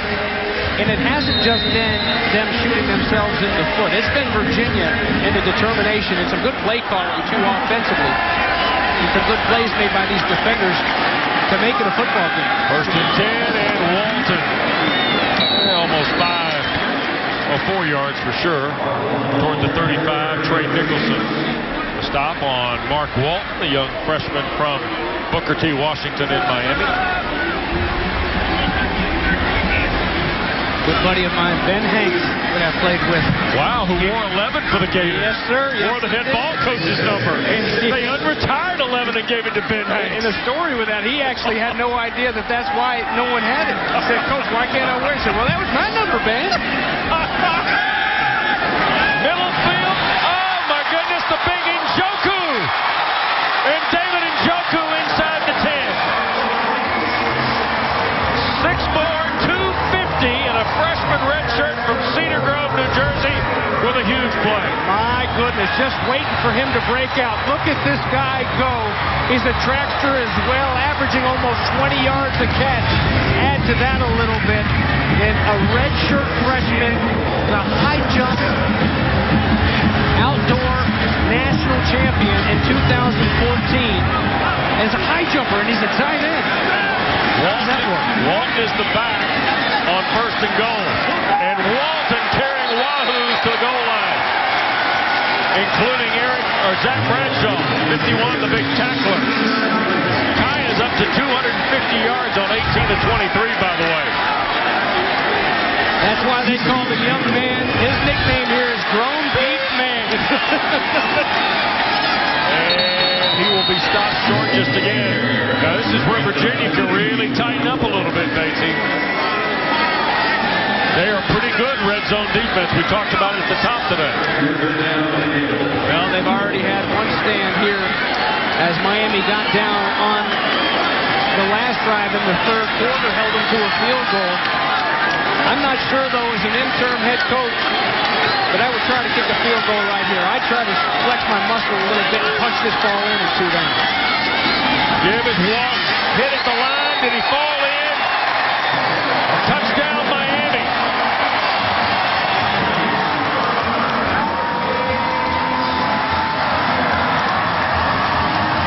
Sixth rushing touchdown of the year for Mark Walton. You think there isn't some want-to in number 1? Watch him lower his head and run over 2 guys and then jump in on his back into the end zone. That's impressive. 195, maybe.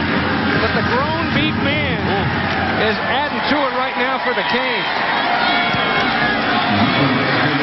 Well, last week in the win at Duke, David Njoku had a seam route for 23 yards.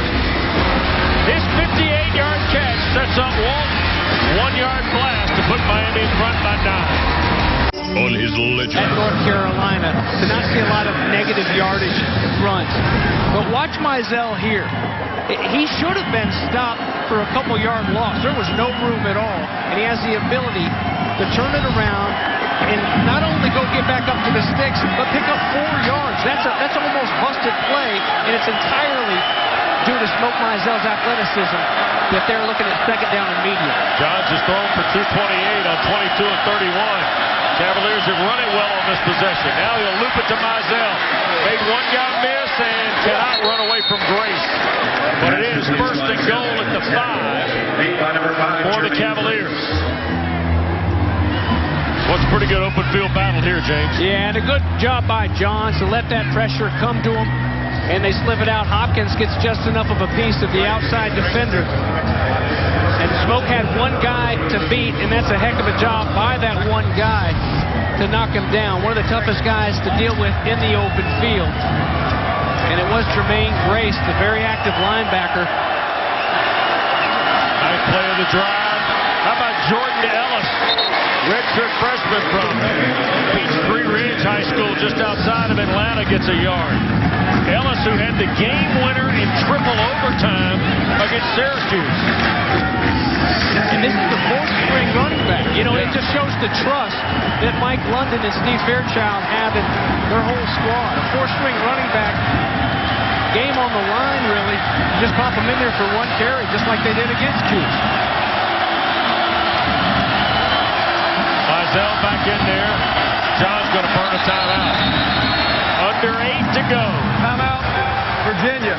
That's their first timeout of the second half. Couple of snaps coming from Mike London and Virginia. They trail the Canes by 9 here in South Florida. America's Navy. This game is still fairly balanced, James, even the turnovers. But Virginia still got, what, about a 9-minute, 20-second advantage in time of possession. What are you doing here? I'll let you be the OC on the snap. Well, you got Smoke in the backfield. There's a little pitch to Mizell. And Miami plays it very well. Trent Harris, the linebacker, comes up to make the stop. And a Miami player shaken up. It's a good job here by the backers to stay home and not chase that jet sweep look out of there. You see, boom, they've got him viced up, locked down, and a good job with the tackle. Trent Harris, who was banged up earlier, left the game with his shoulder being looked at. He doesn't fight on that motion trying to send him out of there, and it's a jet sweep that's really hurt this Miami team here in this game. But he stays home and makes a big play on third down. Well, you see Anthony Moten is setting up. Ufamba Kamalu is the Miami player who's still down around the goal line. And it is going to be 3rd and goal for Virginia when play resumes here at Sun Life Stadium.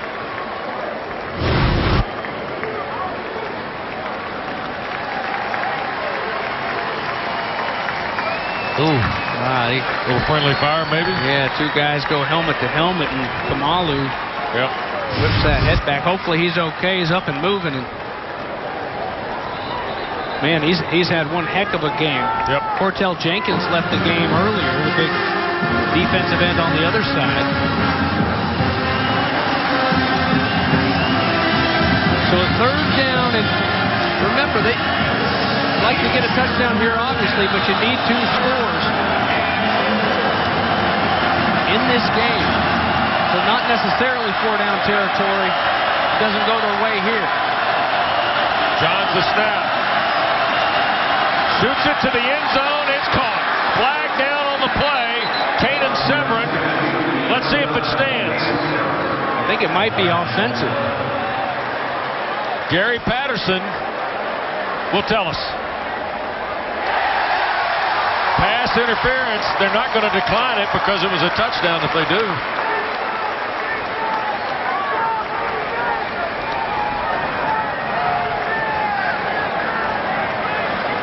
Eighth penalty on Virginia.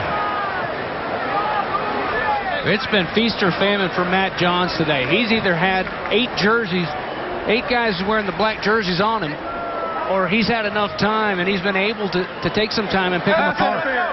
Number 86 on the offense. Penalty is declined. 4th down. It's on Charlie Hopkins. And James, I wonder here about, we'll have to look at it on the replay, see if it was a pick play.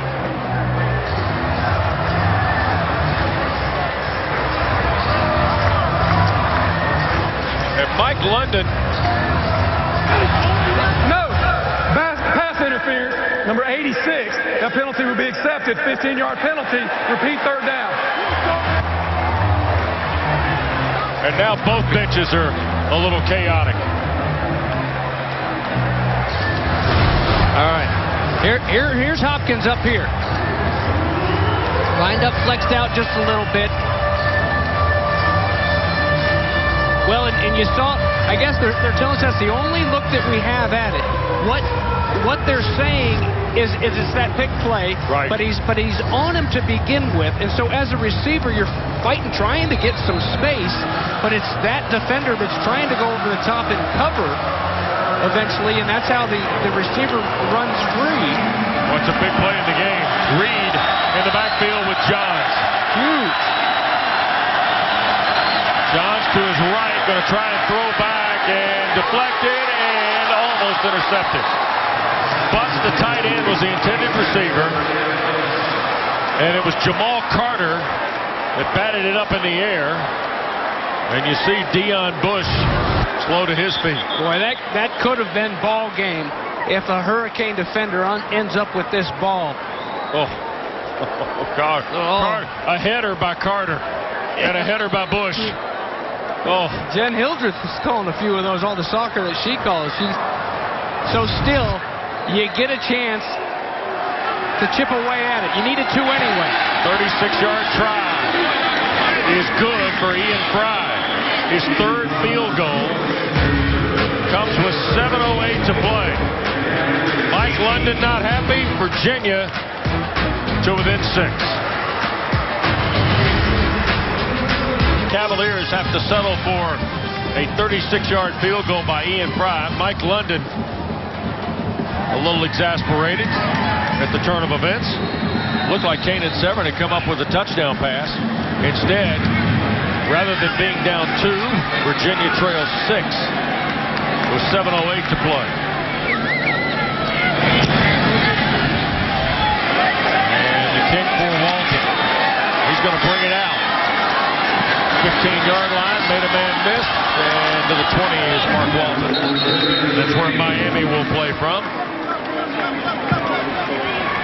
With 7 minutes to go, don't forget Thursdays. Check your local listings for another edition of ACC All Access. Olivia Harlan sets the table for you as the ACC gets ready to say goodbye to Frank Beamer, who will retire after 29 marvelous years at Virginia Tech. And James, I tweeted this earlier in the week. You need to know how important Frank Beamer was to football. Just look at their membership in this league. Yeah, absolutely. And not just joining a league, but but winning a whole lot of football games. Yep, becoming a brand name. Here is Dobar, Standish Dobar, another catch out of the backfield for the big junior from New Orleans. And enough for a Miami first down. Coach Beamer's Hokies off this weekend. They're 4-5. Hopefully they can take him to a bowl game and keep that streak of 22, the longest consecutive bowl streak in the NCAA. Keep it going. Need a couple more wins. Kaya's got 263 now on 16 of 24. They can pretty much put it away here if they chew away at this clock and go put some good points on the board. Yep. And here is Walton. Let's call it 3 yards maybe on first down for Mark Walton. Both Walton and Yearby, or Walton, Coley, Tyree Brady in the fold now for Miami. In fact, it's been a lot of Mark Walton here in the third and fourth quarter. Well, and I think it's just kind of rolling with the hot hand. I don't think there was anything going on with Yearby. It's just... Here's Yearby back in. Walton has just been running. He's just truly inspired. And the two of them, I think it keeps them hungry when you can get them going back and forth. It keeps them fresh as well. Look at this. Kaya under duress, looping it for Brady and overthrown. Darius Lattimore, who had a first-half interception, was stride for stride with Tyree Brady. Now, James, that's the first time we've seen Kaya really pressured in the pocket, had to cut it loose early. Well, and that's one thing they came into this game thinking that outside their athletes, their chess pieces are better than the Virginia chess pieces. And really, Virginia has held their own out on the perimeter for the most part when they try to max protect and get them one-on-one. And, you know, credit John Tenuta dialing up these blitzes from time to time to put that pressure on them when they don't expect it. And here's a third down long, another chance. Kaya throws. Nice throw, far side of the field. And breaking away is Herb Waters. Waters. Another big catch for the senior from Homestead. Absolutely. Kaya is looking for him the whole time, and Herb does a great job of just motoring it down right there at that marker, a little hole in the zone. And Cavaliers scrambling, trying to go get him. It's a big, big pickup this late in the game on third down. And the first down give. And slithering up the field is Yearby. 8 yards. Maybe enough for the first down. Yes, by about a yard or two as he's finally brought down outside the 30 at the 31. John Tenuta's defense now wants the nickel set. Now he changes again. Didn't like the match he had in his personnel. Well, doing it from the sidelines this year, first time in a long time. He feels a little bit more comfortable up in the booth, but he's coaching them up from down there where he's able to look them in the eyeballs, those defensive players of his this year. High formation behind Kaya. And here's Yearby.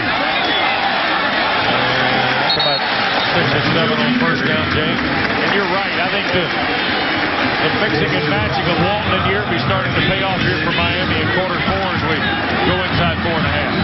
Well, we're talking a little bit about Yearby in his career in high school, especially early on when Dalvin Cook was actually his backup. He went for over 2,000 yards as a sophomore at Miami Central.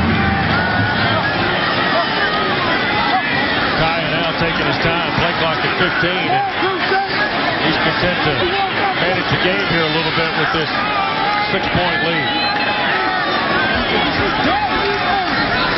Oh, Waters tries to get a block and does.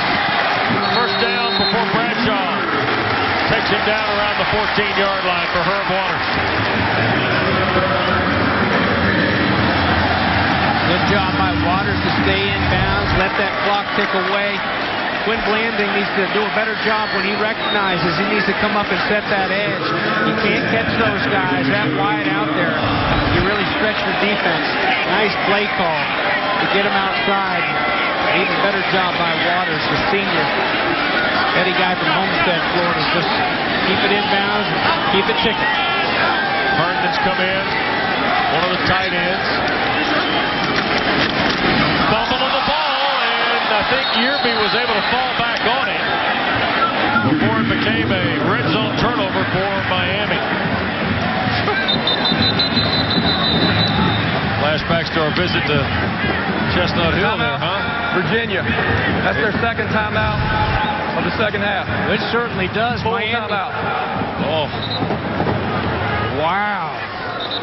Talk about dodging a bullet. That's the only thing that can keep Virginia in this football game is a turnover. You see they had the 6-point lead at the break, and even Steven here in the second half so far, but the Canes have run it 62 yards in 8 plays, James, and almost had a disastrous red zone turnover there as we rejoin you here from Sun Life Stadium. We'll see what happens here out of Mike London's timeout. He's only got one left, too, basically. Right. Go down. You needed 2 scores. They got a field goal on the last trip down. It looked like they had a touchdown that was called back. Offensive pass interference, which we didn't get a really good look at. But they got the 3 and gave themselves a chance. But the defense now here for Virginia, they haven't been able to stop this offense now for Miami. They've just been mowing it down the field and chewing up all the clock that they can in field goal range at the very least now. And not much there. David Dean on Joe Yearby. And another Virginia timeout.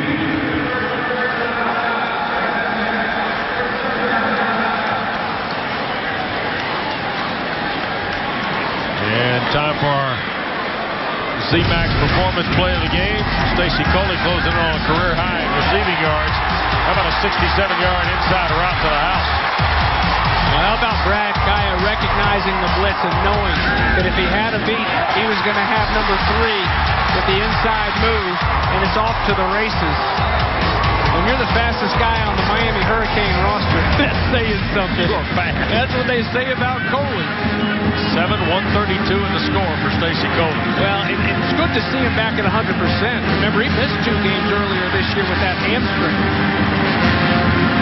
Now those racehorses, those fine-tuned machines, man, they, like Dalvin Cook was banged up with the hamstring. They rested him last week against Syracuse. He's been fresh and been a big part of the Clemson game.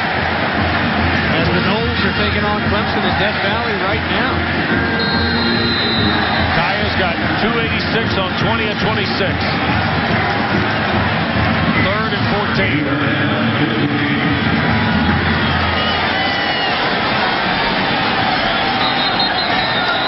Now, procedure is the call. Tyree Brady, I think, moved over there as Kaya stepped from under center. Number 6.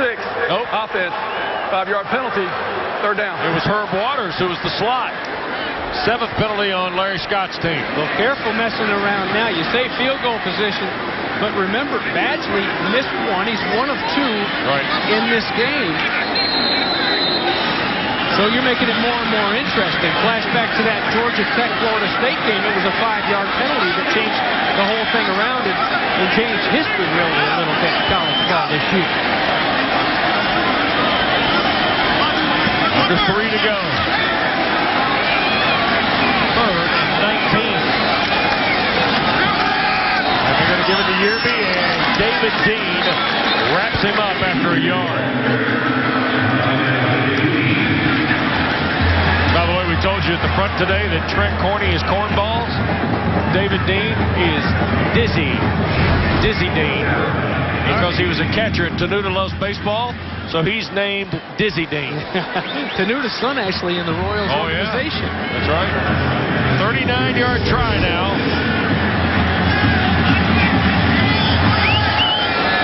49 bounces longest.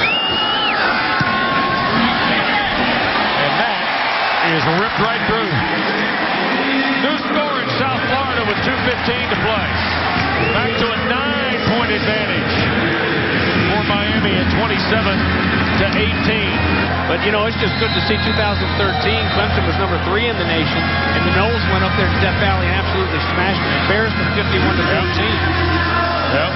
But one thing I think that's big about that game is the fact that there are 14 starters for Clemson that played in that game and were embarrassed, and they've grown from it. And they've become better leaders in making sure that stuff doesn't happen anymore. 11-play drive gets Miami the field goal.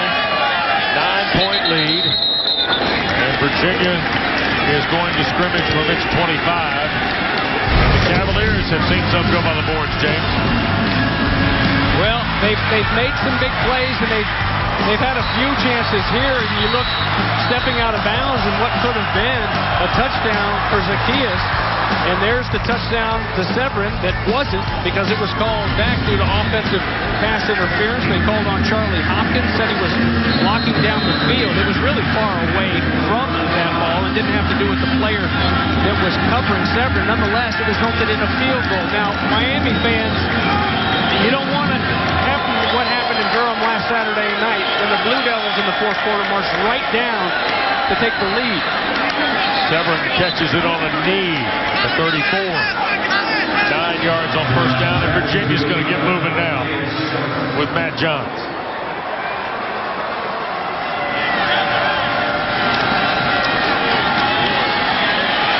Underneath Mizell. He'll have the first down across the 35. Clock stops with 1:50 to move the chains on the tackle by Grace, the linebacker. Well, he and Kamalu have played very well for Miami on that side of the ball. Good job by Virginia to be over that ball, ready to go as soon as that clock starts.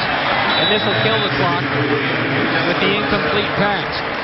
You know, what really shows now, and it shows, I think, a couple things here stand out in this situation. It shows the job that Steve Fairchild does calling a football game. He's had to get very creative. They don't have the burners. There really aren't many people, with the exception of Smoke Mizell, who isn't a receiver. Although he catches a lot of balls, he's not your outside guy. There's not that guy that you fear that on any play he can run right by me.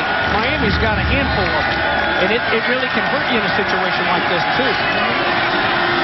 And Severin couldn't hang on. Juggled it momentarily. Jamal Carter was there, I believe, from Miami out of their secondary with Grace, the linebacker.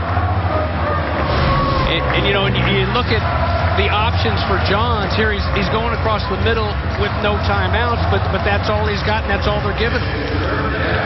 And again, ball hanging up there forever. That's a couple balls that have floated for way too long for Virginia fans. Miami had a chance earlier, one that went off a helmet and out of bounds. Shotgun for Johns. Up in the pocket. And the catch, Evan Butts, the tight end at the 46. Right in front of Jamal Carter. And Jermaine Grace. Good job by Johns to put it where only his guy could get it. Butts going down. Another good catch by a tight end. And T.J. Thorpe, a big catch in front of Rayshawn Jenkins. The North Carolina transfer's been kind of quiet today. Is that Thorpe's first catch of the day, Wes? Second one, and it's a big one. Get out of bounds, stop the clock. No timeouts left. 1:16 to go. Mizell runs out behind the line.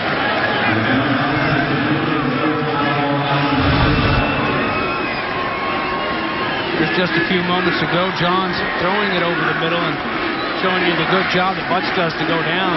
Guys all over him. Not many places you can throw that ball other than down low. Butts able to scoop it up before it hits the ground, but still, time's a ticking. Just 71 seconds left to play here. Career high completions today for Matt Johns. 28 of 40, 272. Looking for a few more here. Swings it and out of bounds.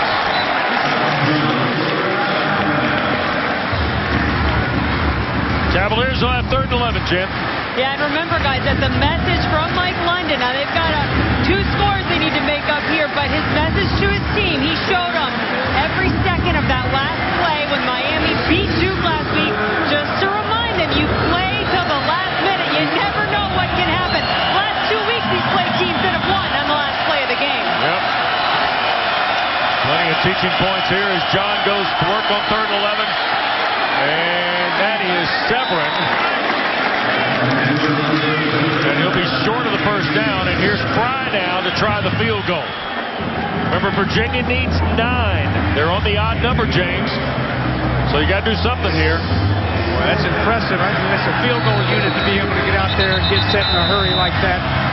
And Miami forced to call a timeout and stop the clock because they couldn't match him and get set. It'll be 47 yards for Ian Fry, who hit a 48-yarder, remember, earlier today with 5 seconds left to go in the first half. And by the way, it's his season best and 5 shy of his career best, 53 against BYU. 9-point lead, time for the Honda Generators power play. And the Miami front. Well, when they've decided to swarm that football, it's been fun to watch these guys from Miami. It's a good tackling exhibition, and they bring the wood when they arrive at these guys. They don't just tackle them, they drop them, they splatter them in a hurry.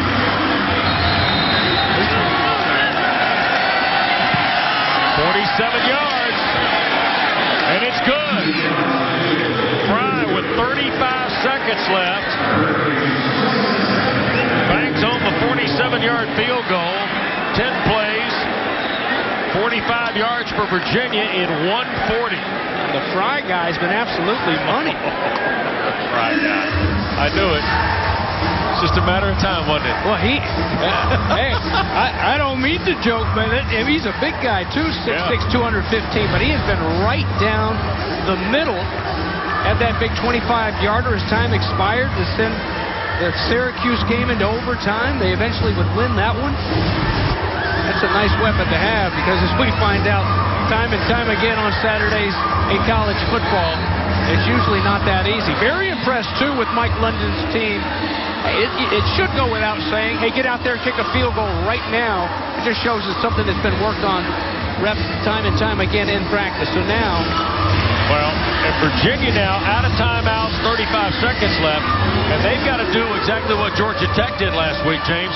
They've got to recover an onside kick that the Jackets recovered against the Cavaliers, couldn't do anything with it.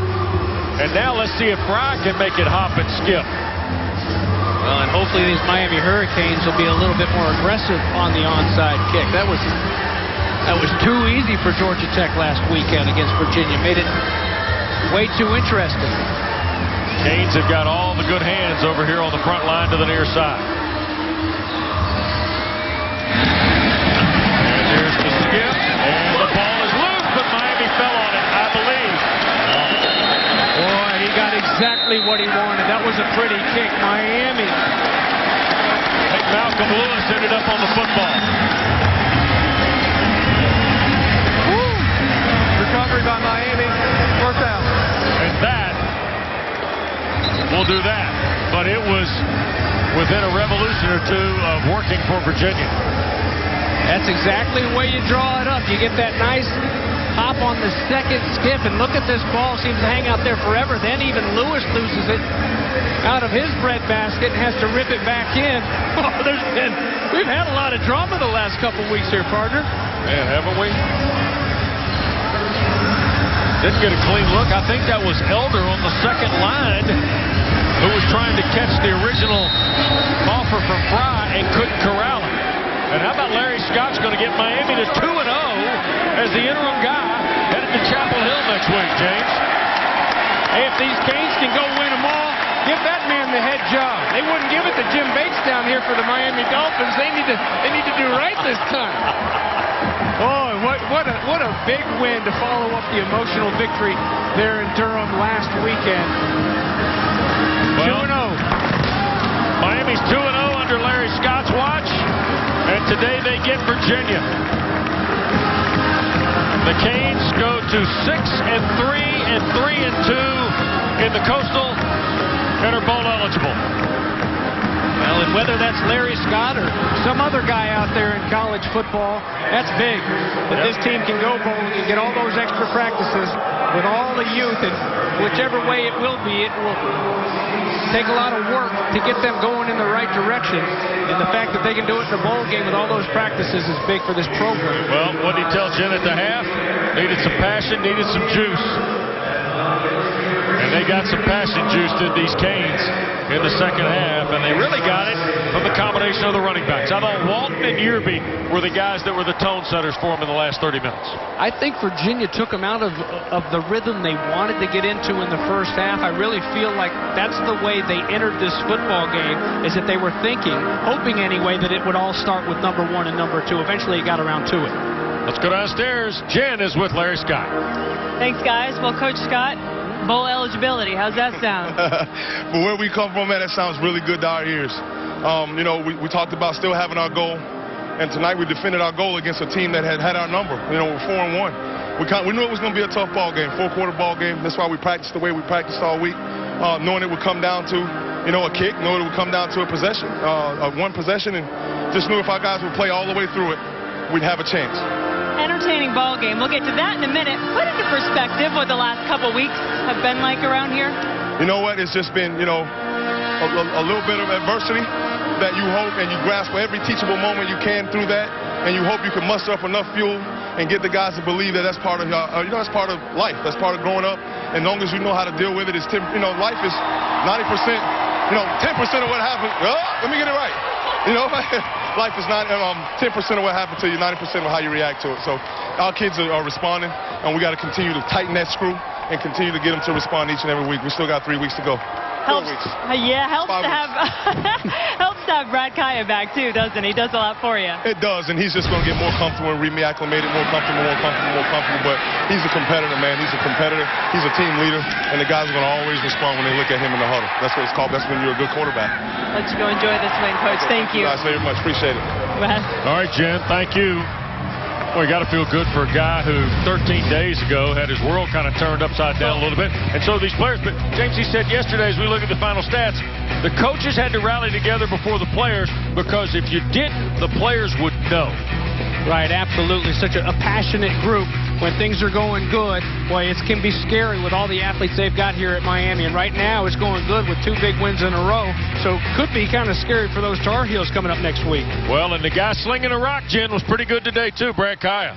That he was, Wes. Brad, how good did it feel to get back out here, and how much were you dying to get back out after having sit out last week? Yeah, it feels great. It feels awesome to get back out there with these guys. I missed them a lot. It was hard to watch, but of course last week it was awesome. It was awesome to see that in the end.